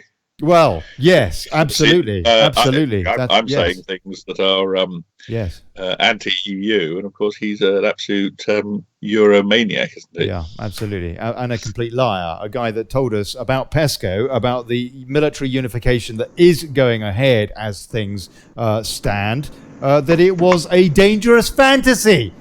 He lied in a televised debate. With Farage pre-referendum on that Let's face point. it, that wasn't his first whopper, was it? Well, no, it wasn't. He's also a great fan of Cyril Smith, isn't he? And goodness knows what other horrid people. I'm not sure about that one. Oh yeah, I know. He Although I think they were talking last time I heard anything about it, about whether or not they were going to chuck Lord Steele out because Cyril Smith had actually confessed to him, hadn't he? That's correct. Actually, no, the Liberal Democrats, they did suspend him. They have now reinstated Lord Steele, despite Lord Steele admitting to the IICSA, the Independent Inquiry into Child Sexual Abuse, that he knew Cyril Smith was a paedophile and allowed that paedophilia to carry on from that horrid filth for decades. That's the kind of guy that Lord Steele, David Steele, is. That's the kind of party that the Liberal Democrats are. Not that the Tories are any better. Fortescue, all that, yeah. Or Labour, clearly. I mean, for crying out loud. Anyway, let's not get into that. Let's not go in there. Right, not tonight. So, sir, I think that there is maybe a bit of a tip that we can give you, though, with regards to Facebook, because our friend over in the United States, or at least, oh my God, I hope so, because we need all the help we can get. Donald Trump is very concerned about Facebook, and I understand that they are actively collecting complaints about Facebook censorship in the White House now. So, have you reported to them as well, sir? Well, I think there are two systems of reporting. Actually, one is Americans reporting. And the other is for foreigners to report, such as ourselves. I'm not sure whether the second category is treated with the same seriousness as the first, because obviously part of the thought process behind this isn't just that Facebook are behaving in this politically motivated and partisan way. Yes. But of course, it does actually represent a direct threat to the chances of the Republicans and of Donald Trump being re-elected. Yes, absolutely. It certainly does. There is a point I can bring up on that. Okay. Reverend Dr. Chris Boosey, people, with Robin Tilbrook here. Please, Chris. Yeah. And I know this to be fact also because of what I did when I was in the Air Force. There was when it came to monitoring of internet activity, if a company is headquartered in a country, it is bound under international law by the laws of the country for which it is headquartered. And the legal precedent in the United States is that anyone who is on Facebook is to be treated as an American citizen with regards to their rights on Facebook. So the Facebook is not allowed to infringe upon rights of any individual on the Facebook platform. Doesn't matter where they are physically located. If a state government requests that Facebook puts in certain protocols within their country, they can do so long as those protocols will not act contrary to the US legislation. And by that, it means that any Facebook user is protected by the First Amendment of the US Constitution, the right to free speech. Right. So, because that is the case, you can actually, if you were to report your case directly to the White House, it would be treated exactly the same as it were a US citizen, because under US legal precedent, you are to be treated as you were an American citizen, as you were on a US-based platform. Okay. That sounds good. So your rights, you in effect get grandfathered in with US rights, such as the right to free speech. Your constitutional rights get grandfathered in to you by using American platform. If the platform was based in the UK, Americans could not claim their constitutional rights against the platform if it was based in the UK, because they would only be protected by the constitutional rights that they have as British citizens. Okay, all right. I think the upshot of that is that everybody that has a problem with Facebook probably ought to be working on reporting it to the White House. Yes, absolutely. Exactly. Absolutely. We have to get that into a committee and get that company investigated properly and broken up. I don't know if you know this, Robin, but Facebook's co-founder with Zuckerzitz, or Zuckerberg with an F, or whatever it is, his co-founder apparently, well, I read his piece. It was an incredible piece. He is calling for Facebook to be broken up. He is saying that this bloke has got way, way, way too much power. And how can it be that one person gets to tell us all what to think, herds us into our boxes, doesn't allow us, half the time I do a show here. Well, it's not half the time, but I've done loads of shows. I'm not even allowed to see the comments to be able to read, to have a dynamic show with you folks, because they deemed it for about a week. They turned off the comments.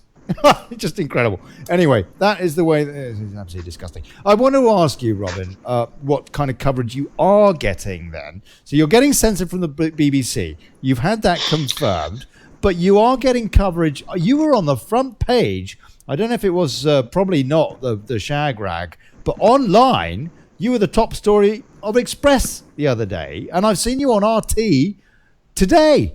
So you people are beginning to prick up their ears in fake stream media, no? Yes. It's also being heard on One American News out here. They are talking quite heavily about the case. Really? Go on, Robin, please. Well, I wasn't aware of that. That's interesting. We were also reported on the Mail online as well, and I think the Mail online was what led to Russia Today doing it, and that was the number 2 item on the 6 o'clock news. Right. So it was treated with as a proper news story. Yes. But so far as any other mainstream media is concerned, we have been able to get some mention as a result of standing in the EU elections in 4 regions.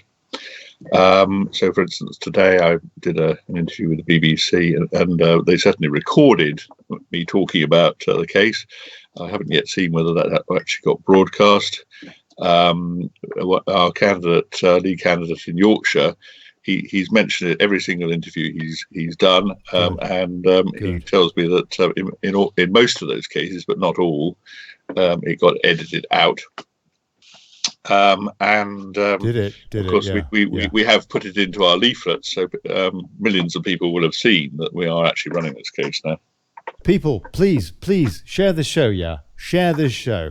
Help this man. He is the only person who is suing this government. The only person who is trying to hold this government to account over what he cites as the illegal extension of Article 50. It may be a long... We're trying to get a delivery of Brexit, aren't we? Yeah. That's the thing. Yeah. No other way is it going to happen, I don't think. You have been trolled, sir. I've seen people trolling you. I've seen some outright lies from people. I've heard people drunk on other radio, that I'm not going to mention her name, on various shows. People just smearing you. I've heard all sorts of stuff. I just find it incredible. Some of the stuff that has been coming out, some of the trolling that you've been getting on Facebook, frankly, from the supposed grassroots who are supposed to be fighting for Brexit. Look, please, support this guy, yeah? He's about the only hope we've got! So, sir, right, okay. That's enough of the case for now. I would like to hear what's going on with the English Democrats and your campaigning there. How many seats are you contesting, UK MEPs? We stood in 4 regions, which is the Eastern region, the Yorkshire and Humber region, the Southwest region, and the Northwest region. Obviously, we hadn't really thought we were going to have to stand in any EU elections again. But with the case, we thought that was actually an opportunity to get the message out there, particularly as we were finding we were simply being blocked by the mainstream media. And so I think that has been reasonably successful at getting the case more widely known. It's a good tactic. I mean, I asked you on the show tonight to talk about the election on Thursday. I mean, you know, you're welcome to come on the show anyway, and Viscount St David's does, and he's great fun as well. But I asked you to talk about the election on Thursday with the court case as an aside, really. And so, I mean, it does work. It does work from that point of view. I know that some people have been saying, you know, there seems to be a contradiction here in terms with you putting this case that we've already left the EU, but at the same time running as an MEP. I know you've covered that question before, sir, but it's very. I quite like the way that Steve Bannon's been using the famous von Clausewitz saying that war is politics carried on by other means, and he's been turning that round to say that politics is war carried on by other means. Well, the logical way of thinking about that, of course, is that actually you have to fight on every battlefield that where it's necessary to fight, and it's not about you know, ideological consistency. It's about trying to do your best to win for your cause. That's right, and that's basically what we're trying to do. I completely agree. We did a show last night. This is the voting debate. There's some constitutional purists whose opinion I admire. They say we shouldn't be voting on Thursday because we've already left and it's illegal and it's a way of condoning the EU. And I have to say that in a way I admire what they say, but I vehemently disagree with it because I mean we do need to attack on every single front we possibly can. Do we not? Well, I mean, are they really happy for all the seats and powers to be occupied by people who are against what we stand for? That's basically the consequence of not fighting, isn't it? Yeah. You automatically lose if you don't fight. I have to say, I completely agree. I completely agree. That's why I understand the constitutional argument. I agree the constitutional argument has its merits. However, as a veteran, I have to say we are at war.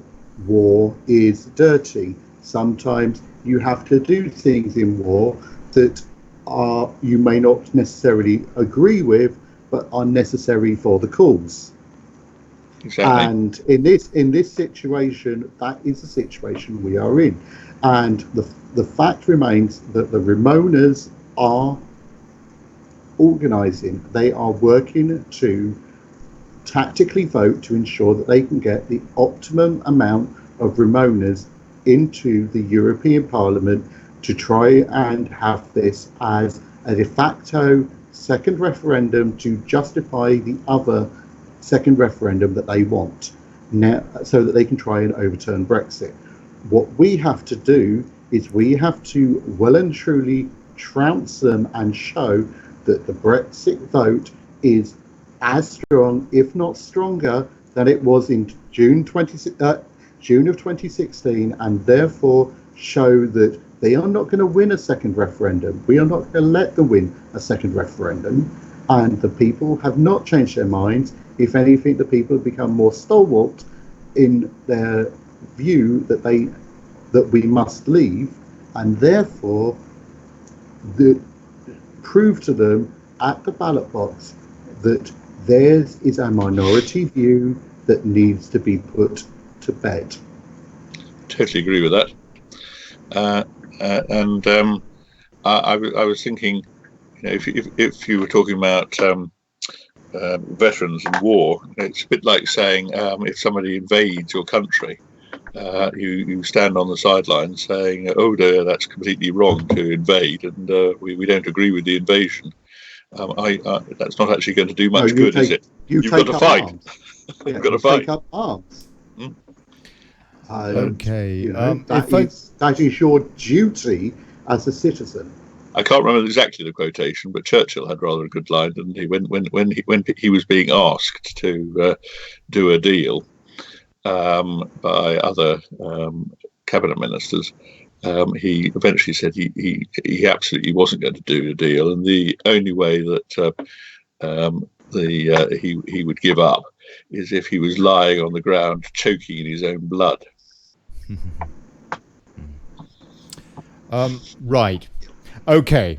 So we have Thursday coming up, the 23rd of May, the EU elections, an opportunity, but Robin, come on. I mean, how can you compete against the Brexit party realistically? I mean, I think the UKIP we are competing, but whether you're asking me, are we going to beat them? Obviously, we're not. No. But they are now extremely well funded. Obviously, they've had more than 100,000 people become supporters, paying £25 each, and they are getting a lot of coverage out of this. And I think it's going to be good for the reasons already given. That actually it's going to be good to see those supporting Brexit doing well, and obviously we want to see those supporting Remain doing badly. But the HONDT system is quite a curious one because it deliberately and designedly prevents the party that actually gets a really large proportion of the vote from getting more than a certain proportion of the seats. I mean, I'll give you a sort of fairly sort of simple maths on that. So if, let's say, a party wins 60% of the vote, they get the first seat when it comes to the seats being allocated. Then their vote is treated as being 30% for the next round. Obviously, if they've got 60%, vote, nobody else would have got 30%, so they get the second seat. At that point, they're treated as if their vote was actually only 15%. And at that point, probably somebody else will get the next seat, some other party. And you carry on with, and of course, the other party that's got the seat, their vote is then halved for the next round. And the upshot of that is basically any party that gets, depending on which region you're in, any party that gets more than about 6% is in with a reasonable chance of getting a seat. And it's quite odd in that respect. But it is designed and was designed right from the start to prevent any one party from getting all the seats.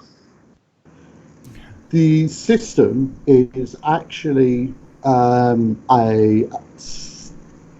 amended to make it more complicated version of the Jefferson system, and jokingly, it's probably the reason it's the HONDT system is this was done by a Belgian, so it's probably to give the Belgians an invention, because to be fair, they're pretty short on things that make them famous. But going back to what you said, it's not 30 then 15. It would actually be 30 then 20, because what they do is they take the number of votes and then they divide it by the number of seats that has been awarded plus what. So in the first one, it works out that you divide it by half, takes it down to 30. But now they've got 2 seats, so they add that to. So they add 1 to that, so that's 3. So you divide the 60 by 3, so it's 20. And then from that, you then go from 20. They then look at that, and then it would be divide the 60 by 4, which would be 15, and as it goes down. So while it is very close, and to simplify it, people do work it out half. It is slightly different on the mathematics of it. But when I looked at the polling that has been done. Now, some of this polling has been done for extremist domestic terrorist organisations such as Hope Not Hate, but it was done on their behalf. But it was done by reputable polling companies. So if you look at all the different polling, it shows how many votes. Now, the easiest region to get a seat is in the southeast, because there are 10 seats available. So as it goes down and everything breaks down, the smaller parties are in with more of a shot of getting a vote, because as you break the vote down and down, it brings it closer into the area for smaller parties with less than 10% to potentially have an opportunity to get a seat. When you start talking about areas such as the northeast, which has 3 seats available, it does make it very difficult for you to make any headway. When I looked at the polling, it showed quite clearly that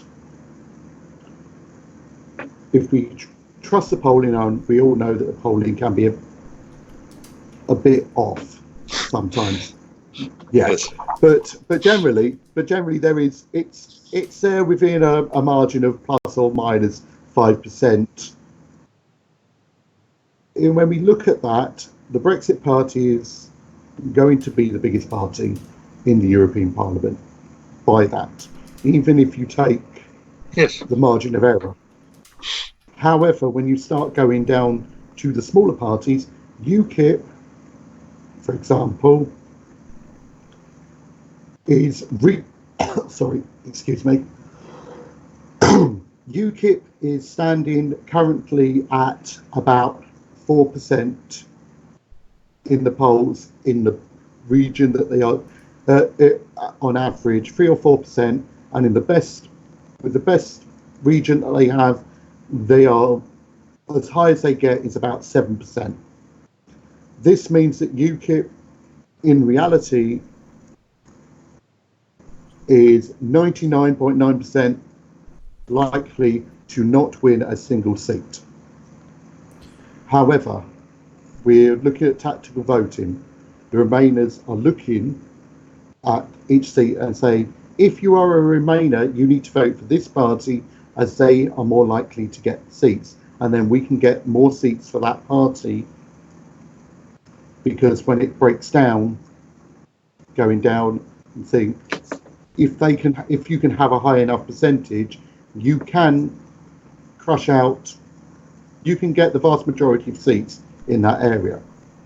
When we look at Brexit Party and you look at UKIP and English Democrats, now I agree you standing is a good thing, because it actually allows you to get the message of this court case out to the people when the media are probably on government instruction, are completely stopping you from getting coverage. And it's wrong, but this is how we are. But by the fact that you are standing in an election, it allows you to use those mechanisms to get your message out to people, like mail shots and stuff like that. Now hold on. Political broadcast. This is all going way over my. This is whoa, Chris, hold on. This is going way over my head. But I think that people need to understand this. So let's start at the beginning. DONT, DHONDT, electoral system. It's what we use not only for these EU elections but for mayoral elections. Yeah, it's how Khan got in London, for example. No. No, that's a supplementary vote system where you get 2 votes. Yeah. Okay. Yeah. Okay. All right. So the HONDT in the UK is only used in England, Scotland, and Wales for European parliamentary elections. They use a different system in Northern Ireland to elect MEPs.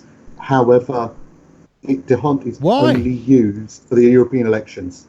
Right. Okay. But so far as the EU election is concerned, this system is used across the board. No, there's no exceptions. Northern Ireland is an exception. Why? I don't know why, but they are an exception, and I believe they use the same electoral system for everything in Northern Ireland because because there's so few seats to be elected, it doesn't make sense to try and they can get I think that's what it is, isn't it? It's the number of seats that make it unrealistic to use the HONDT system, which is after all designed really with the idea in mind that you don't wind up getting even the most popular party doesn't wind up getting all the seats. Right. Basically, for example, Northern Ireland is going to get one DUP, one Sinn Féin, and then it's going to be one other party is going to get the third seat, but we don't know which party that's going to be and whether that's going to be. Really, we're talking it's going to be either TUV or Alliance is going to get the third seat. We would hope TUV does, because then that's another Eurosceptic vote, but the likelihood is it will be Alliance vote, and Alliance is a Remain vote. I'm going to put something in the comments on both Facebook and on YouTube that Chris Boosey wrote on Facebook the other day in a comment explaining how this system HONDT works. And so that's something that people need to mull over. But you were explaining, Chris, that people could be voting for some party or other, and basically they're not going to effectively. Yes, it's not a vote for Brexit.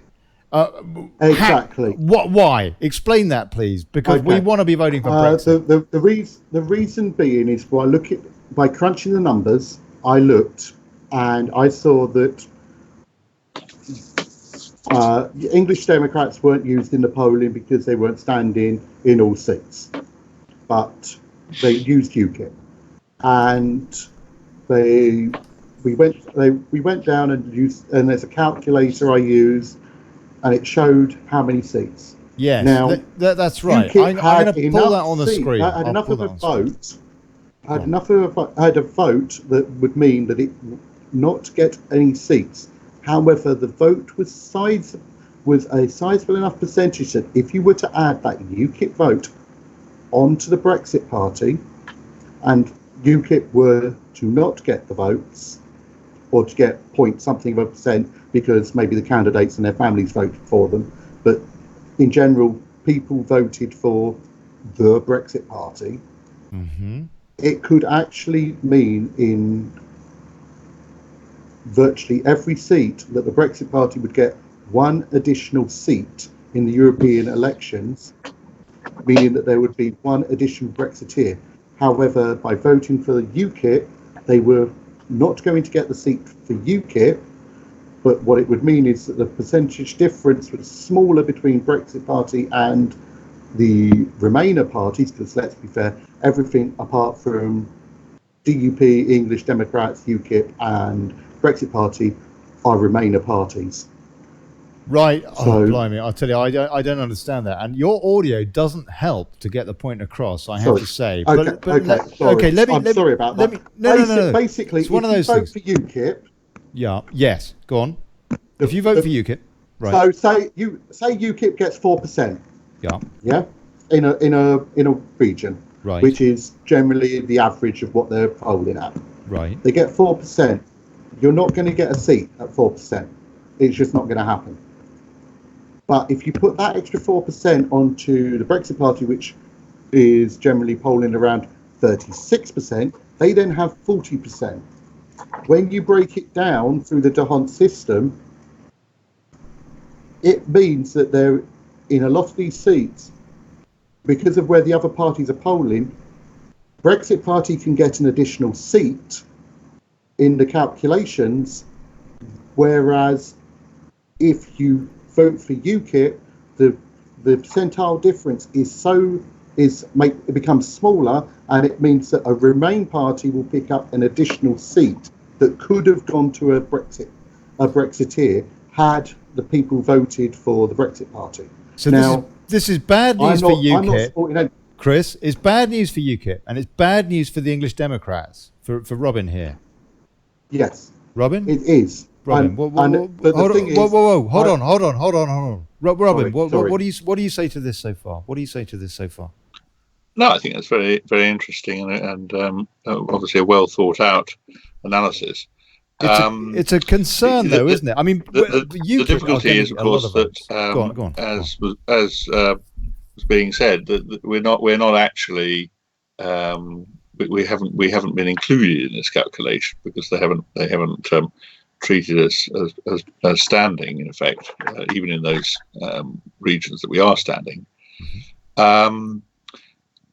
I think we might do better than people imagine. I mean, after all, in Yorkshire, for example, we have regularly stood in, particularly in South Yorkshire, for various things. So, for instance, in the police and crime commissioner elections, we've stood in those.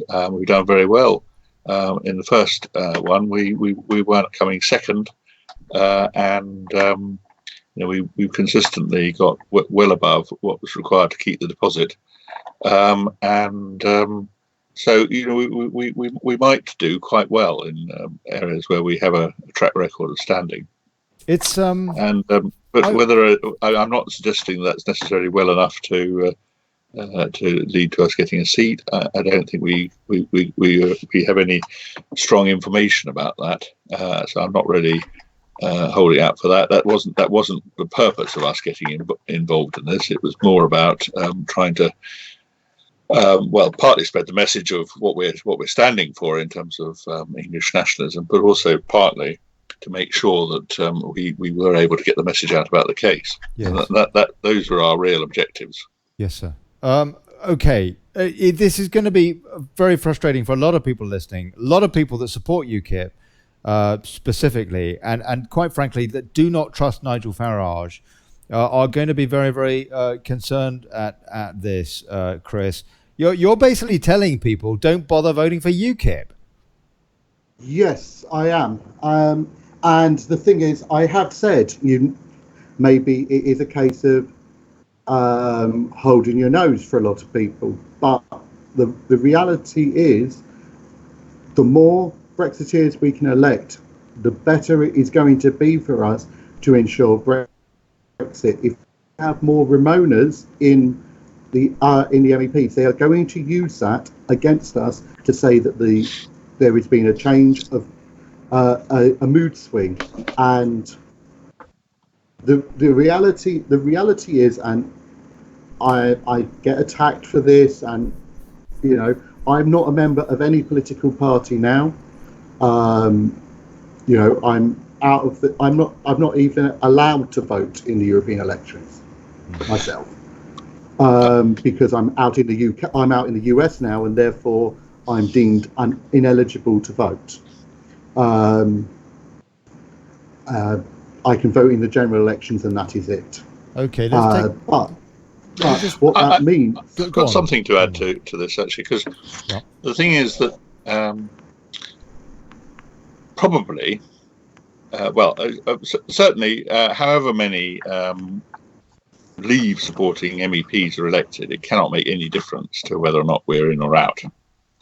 The European Parliament has nothing significant to add to what the process is of us coming out. The importance of the election isn't really, in my view, what numbers of MEPs get elected. It is more about a statement by people voting, which will have an impact on the thought processes of the establishment parties in Westminster. In other words, what we're really trying to do is frighten them into actually doing what they ought to have done already, i.e. get us out. I agree, but there is Another thing that I don't think we're going to have our political class. I think they believe that they are untouchable and that they can do what they like, and until they're facing down a gun, to be blunt, they're not going to do what the people are telling them to do. So I think we also need to look at what is best for the people of Europe. And what is best for the people of Europe is the abolition of the European Union in of itself. Now, if we are in a very good position now, in that we weren't supposed to be in this election, but we can add a sizable chunk to a big tent Eurosceptic group if we can get the MEPs to stop acting like children and actually hold their nose and just say, we all hate the EU, we're all going to be in a big tent against them. The reason for that is the Spitzenkandidat for the winning party in the European elections is the one that becomes president of the EU Commission, i.e. Juncker's job. Juncker got it because he was the Spitzenkandidat for the EPP, as it was. And Manfred Weber is the Spitzenkandidat for the EPP, and they're looking that the EPP and the S&D are going to seriously take a bit of a hit. ALDE's going up, and we already know that there are a number of Spitzenkandidaten for Liberal Democrats. The one in the front is actually Guy Verhofstadt. God help us if he becomes EU Commissioner, and we're still in the EU.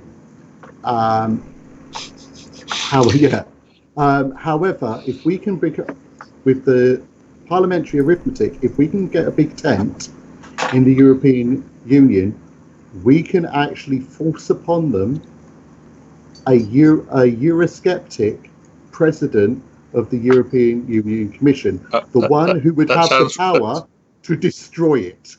That sounds very good in a way, but I do think it comes up against Nigel Farage's character, because after all, he basically refused to work with most of the other Eurosceptics, because that's the big problem. He wasn't the leader. Yes, and that is the problem. And we're talking both the absence of being on the centre of the stage, and also a question of quite a lot of money as well. Because if you're the leader, then there's a very large tranche of money for running your office and your expenses and so on. So I can't see really working with the other Eurosceptic groups. Can you? I think he would need to. I think, to be blunt, he would need to be sat. I think he would need to be sat down and spoken to, because in this, it's people like him that do prevent stuff like this. But if we could get them to hold their nose and work with people they don't like. But the thing is, he is the basically the owner of the Brexit Party, isn't he? He's the sole shareholder. This is there is a problem there. But the thing is, what we're talking about is this is on a European stage, and he might have a big group of people, but they're based on the arithmetic. He won't even have control over the biggest section of Eurosceptics. No. But I think he'd be problematic enough to make it difficult for anybody else to form the largest group. Yeah, it would. I think what would end up. I know it's going to be difficult, but this is the thing. If we want, the only way I can see us getting Brexit really now is by destroying the European Union in of itself, because I don't think. Apart from your case, exactly. I've got one other option. If it's a case of, if your case doesn't work because the establishment refuses to listen to it because they, for example, would say, we don't make decisions on politics. We don't interfere on politics. That one argument has been used in the past when they don't want to do something. Like when they tried to, there was a case where they tried to take certain people to court for treason, and they said that it was a political matter. It was a political matter, and therefore they couldn't get involved with it.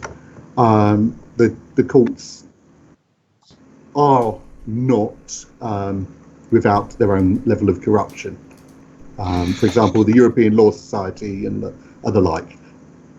Yes, all I would say is that we have been consulting quite widely in the profession, and so far we haven't come across really any lawyers who haven't thought that this is a good case. With the exception of those who are paid to say otherwise, of course. I know, and this is that's actually my point. I am not saying that you don't have good grounds. You can have all the grounds in the world, but if this case is put before a judge to be looked at to see whether it's heard, and that judge happens to be a member of the European Law Society, he will just not let that case go to court because it doesn't serve his interest. Yes, it's quite difficult for them to stop a case with reasonable grounds from going to court, but I think we have to await. That's the thing. I'm not criticising you at all. I think it's great what you've done, and I support it completely. Thank you. But I think we need to be looking at. I think the biggest problem we had with Brexit is we just thought, too many people thought, if we win the referendum, that's it, we will leave. And we didn't have backup plans of how we were going to tackle things when they put roadblocks. Well, that's quite right. But of course, one of those people was Nigel Farage himself, wasn't it? I agree, and I'm not saying. I must say, I did think it was quite extraordinary of him to basically encourage the Conservatives to behave in the way that they did, which was completely corrupt, of course. But it was sort of almost inevitable that they were going to behave that way. Well, once he said that he would stand down if he didn't win in Thanet. Yes, and then make it electoral fraud to ensure it. Be a problem. It is a big debate there, and I've got candidates coming on from both UKIP and Brexit Party tomorrow night. We've got Colin Duff who's popped in. Colin, what would you like to ask or say?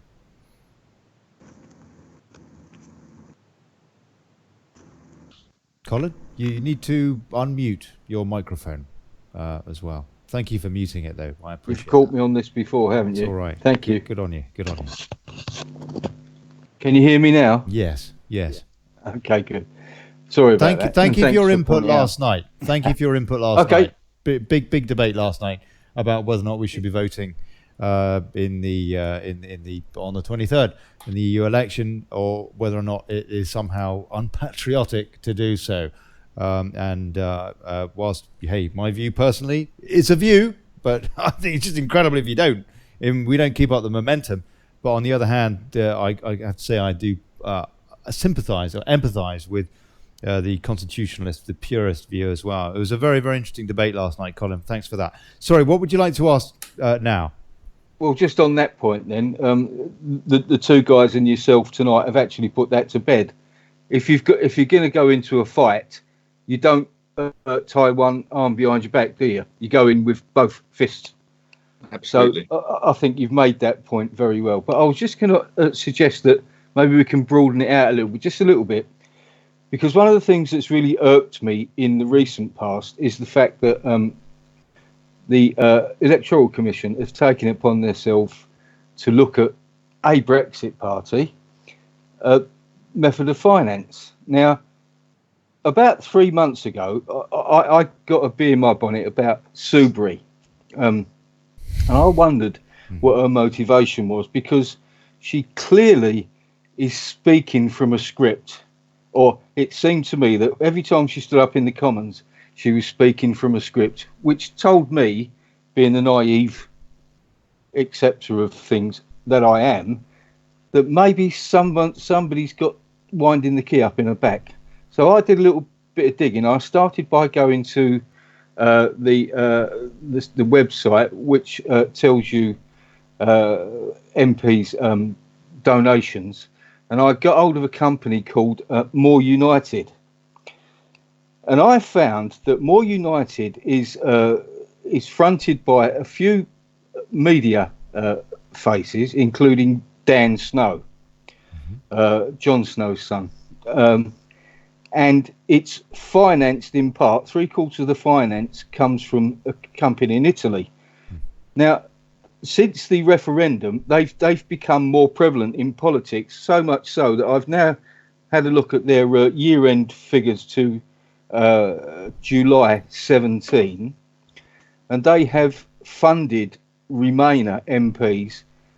In most extreme case, one person has received £24,000, but the average that these Remainer MPs have been donated to by this More United mob it is about £7,000. That's the average. Subri in particular got £6,000.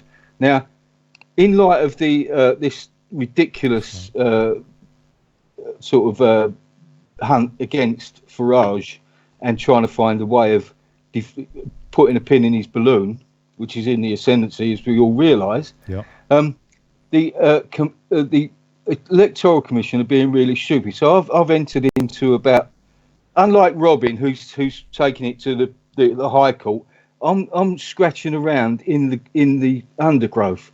I'm trying to find a different way to approach it. As we've just said earlier, or you've just said earlier, any weapon you can use at your disposal in the war, which it is a war. So now, all of it. In my previous correspondence with the Electoral Commission, when I was questioning this, they pretty much came back to me straight away. This particular question has taken the initial response was pretty much within 4 or 5 hours, but they've gone quiet on me for the last 3 days over this, because I sent them this end of year financial return, the tax return for this company. And it states on there how much they've given these people. And I found it absolutely staggering. Going into these elections, the Electoral Commission are saying that any donation over 500 quid can be construed as lobbying, if you like, to get your end. And these people put it out in public. Now, I can email it to you. Robin may have a better idea of how I proceed on this, but all I can do is, like I said, I'm scratching around in the undergrowth. I'm trying to find... Are they registered as lobbyists? No, right. What they say they are, that they are for a more open society. Yes. They are not... So they have to register as lobbyists? Well, I can't see anywhere nowhere in their sort of write-up is that the case. So there's two issues, it seems to me. One is you have to register with the Electoral Commission if you're going to take part in elections, like, for instance, donating up beyond a certain threshold, which I think, from memory, was something like 25,000. Right. And the other thing that has to happen is that if you're actually a lobbyist, and it sounds to me as if they are, there's a special system of regulating lobbyists, which was created when Cameron was in coalition. And I think that might be a way of attacking what you're talking about. Well, I'll certainly look in that direction. But what I've found incredible is that I started looking about 3 or 4 months ago, and I started from the beginning just by looking at Subri. But that donation was given to her, and about 4, not Cooper. That was brought up on Question Time, Colin, wasn't it? Who's the green lady? That was brought up on Caroline Lucas. Caroline Lucas. Yeah. Caroline Lucas. She's had 6,000 off of them. This is going back to the early days, prior, before the referendum. But since the referendum, their whole activity has seems to have gone into overdrive. Do you know who actually funds them in the end?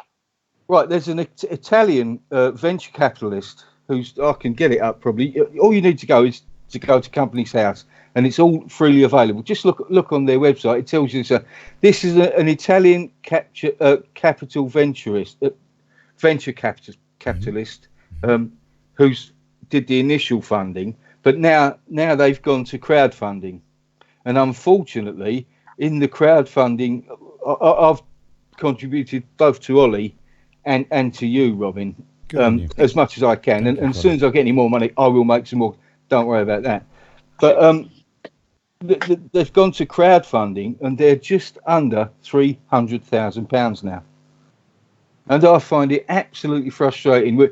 Whereas, as the Brexiteers, we must be seen to be squeaky clean. And even if we can prove that we are squeaky clean, you've still got the establishment and all these morons that voted to remain are willing to turn around and stick a knife in your back just because. You know what we want?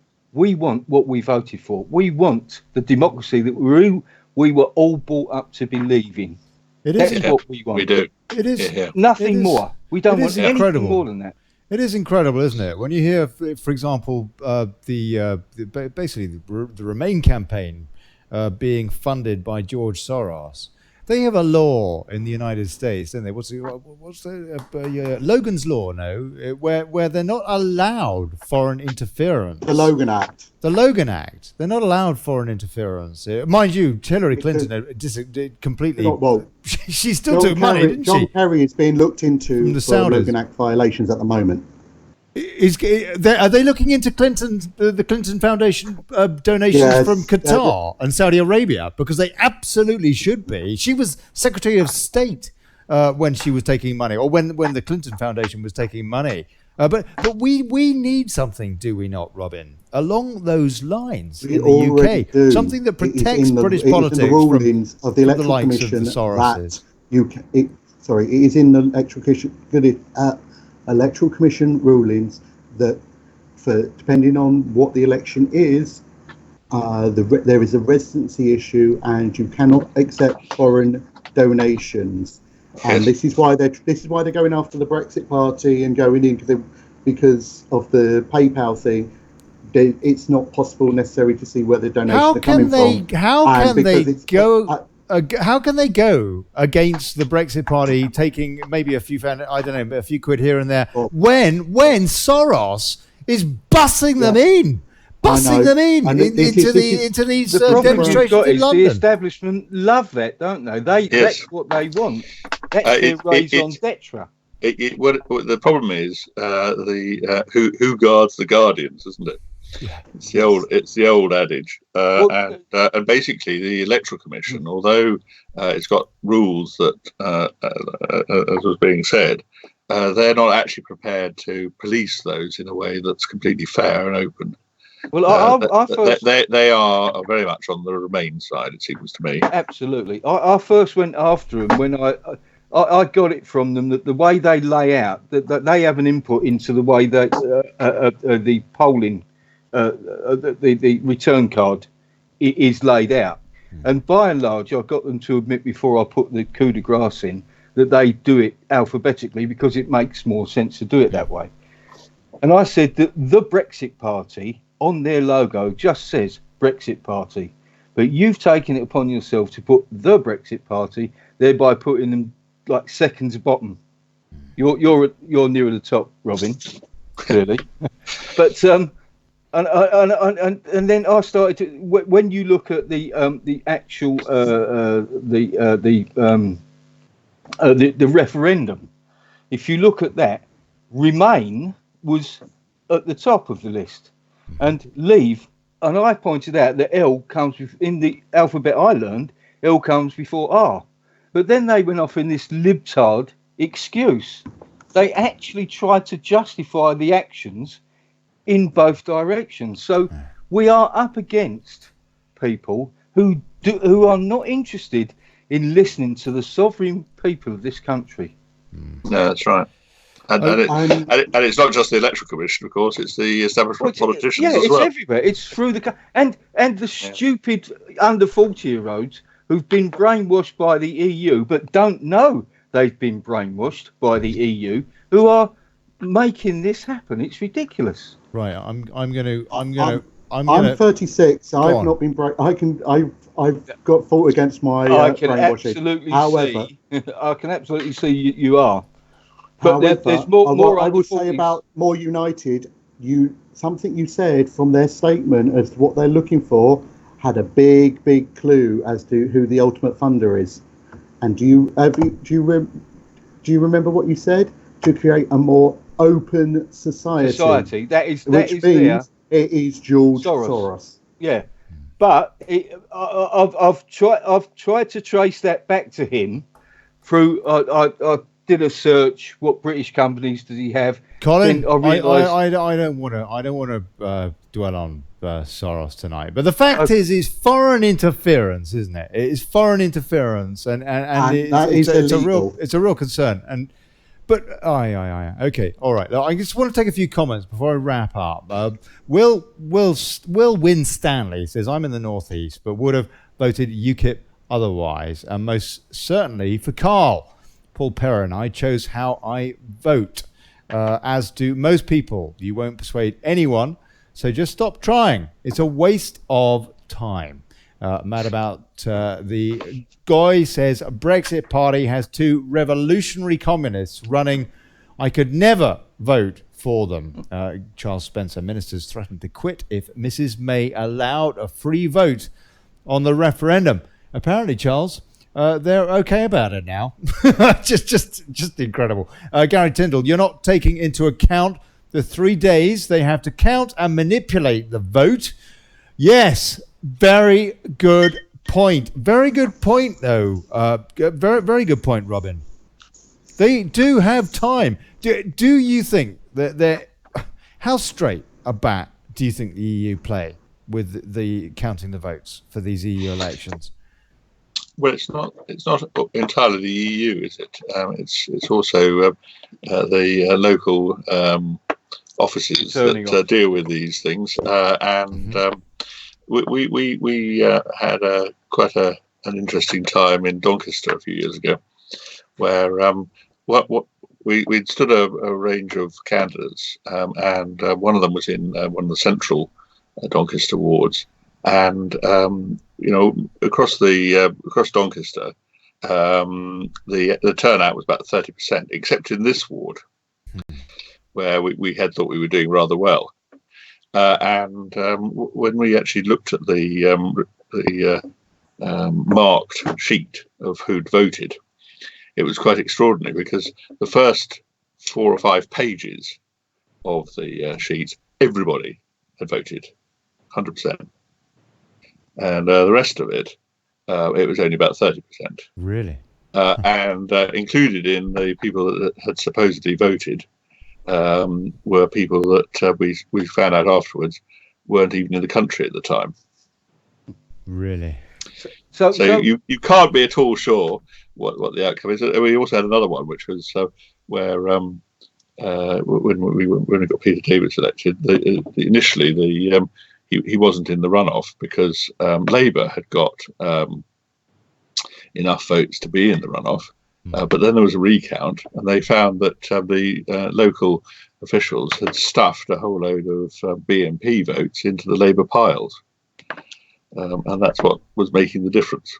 So you can't be totally sure that it's going to be dealt with completely honestly. To be fair, but it is a concern. I think it varies from one local authority to another just how bad it is. But Doncaster, of course, was going through a particular phase of corruption at the time. Here's a sort of confirmatory anecdote for you. I went to our local polling station for the council elections, or the ward elections. Yes. And I walked in there and I said, right, who's the guy I have to speak to that confirm I'm not too stupid or too old to vote? And the telling thing with that little joke was one of the people in the returning booth laughed and all the rest didn't. And I'm thinking, there were 4 people there and one laughed. And I'm thinking, that's what we're up against. One can see the irony of what I just said, but 4 of them probably think that I was right to ask it. Yeah. And that's what we're up against, chaps. I'm just wondering Is our only option, if God forbid it doesn't, but if Robin's bid to save us from ourselves, I'll put it that way, apps fails because of interference by the establishment, do you our American guy over there, do you think that it's armed insurrection next? Has it got to get that nasty? Boosey's a Brit. His wife's American. Well, I'm a Brit. Go on. But you're in America, yeah. Yeah, I'm in America, and the problem is we have allowed ourselves to unlawfully be disarmed. Because the 1953 Firearms Act is actually unconstitutional. Okay, so we've allowed ourselves in the UK to become disarmed. This now puts us in a problem. In America, in this situation, the reality is people would take up arms against the tyrannous government because we've already proven that the government in the UK is tyrannous. Therefore, the threshold has been met for us to do that. However, we're in a situation where we do not have those firearms and those people in order to do that. So we are now in a situation where we are sitting ducks because we do not have the means in which to defend ourselves when the elements of power, i.e. the police, the military, and all of that starts being brought in, especially from the EU.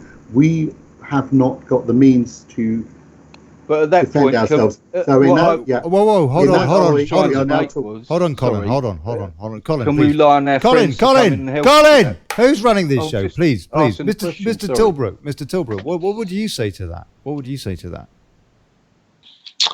Well, I certainly think as a practical point, it would be difficult to resist. Apart from the fact that, of course, the way that resistance tends to work when people start to get fed up with government is that it isn't that the majority of people do it. It's only relatively small numbers that do it. I remember reading about the run up to Irish independence. The thought is that there were never more than 25,000 Irish rebels, as it were, with the IRA, and that was enough to defeat what was then the largest army in the world, namely the British Army. You go out shooting, don't you? You've got a few guns. You shoot a bit of poultry or something, no? Yes, I do. But I have to say, around here it's mostly rats. I tell you, we might. Do you live in Westminster? I'm in Westminster. We might need some of those. Not. I want to say a big thank you. I was in the army at one time, and so I have some idea what we're facing and talking about here. But Farage said he'd don khaki, didn't he? Is he donning khaki, or he's donning white? I thought pale blue. His military experience was in the college cadet force, wasn't it? At school. Yeah, the CCF and all that. Yeah, I don't know about khaki. Blimey. Okay, predictions, gentlemen. You first, please, Colin. What is your prediction for what we're going to see in this EU election, realistically? Or is it going to be as much of a whitewash as we'd hoped, or is it going to be because they're doing a lot of damage control pre-election, aren't they? What are your thoughts, and maybe with regards to Lib Dems? I'm going to ask all three of you. Colin? Okay, yeah, right. I think the way that the Wendy House of Commons is shaping up at the minute is that the message she's sending out to Conservative candidates is that we're going to back you up, but we're going to back you up in a underhanded way. But because the woman is, we've already discussed this, a sociopath, she's got no way of making the connect between reality, the reality on the ground, and the reality in which she lives. Therefore, I would suggest that the stupidity of that speech she made tonight is also going to turn around and bite her in the arse quite severely. So I think that Brexiteer type parties, and I hope Robin does well in his regions, are going to sweep the board. Chris, Boosey, what do you say?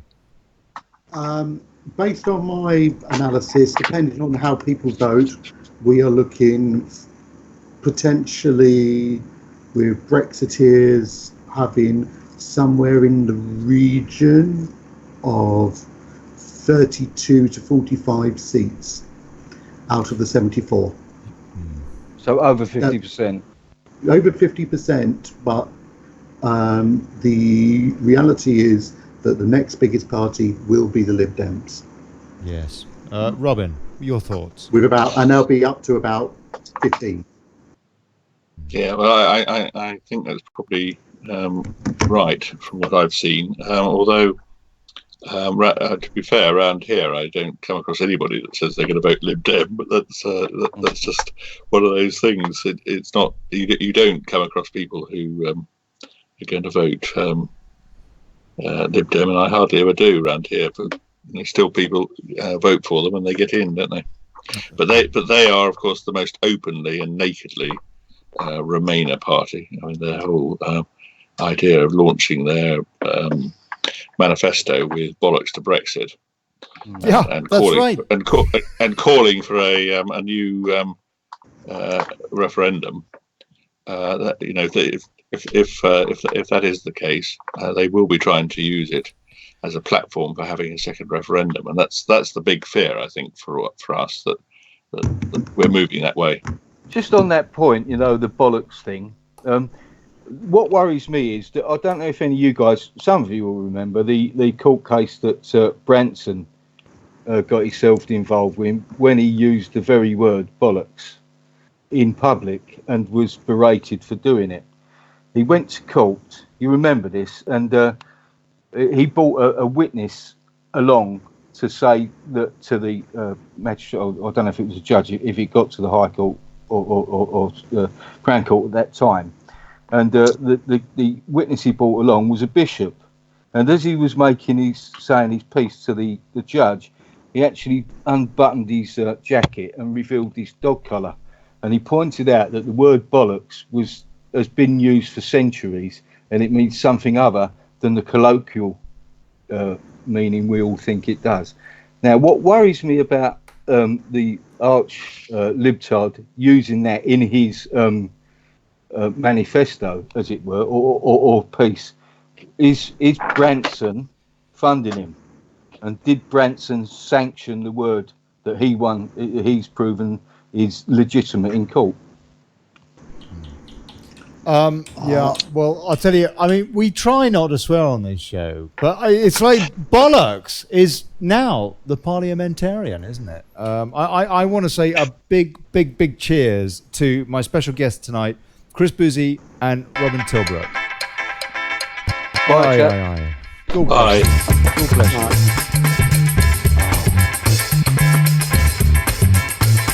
Yeah, I mean, I'm very fond of Chaucer myself. I love my Chaucer. I love my language, all of it. And I can be a bit naughty on my timeline. On the show, we try to be good, but it's we get head up, eh?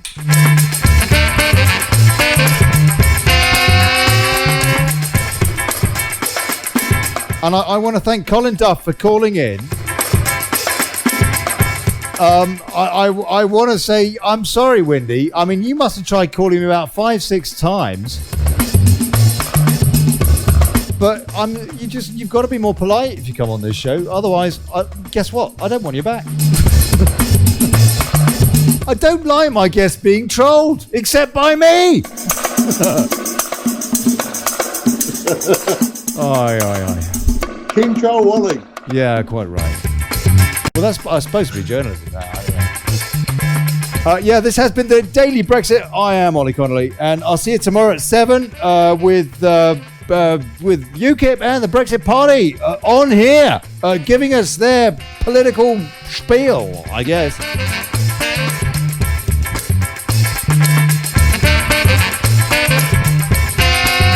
I hope that's been useful, folks. I hope it's been useful. I'll tell you what, Chris, that HONDT thing I hope people don't think that this was an advert for the Brexit Party tonight.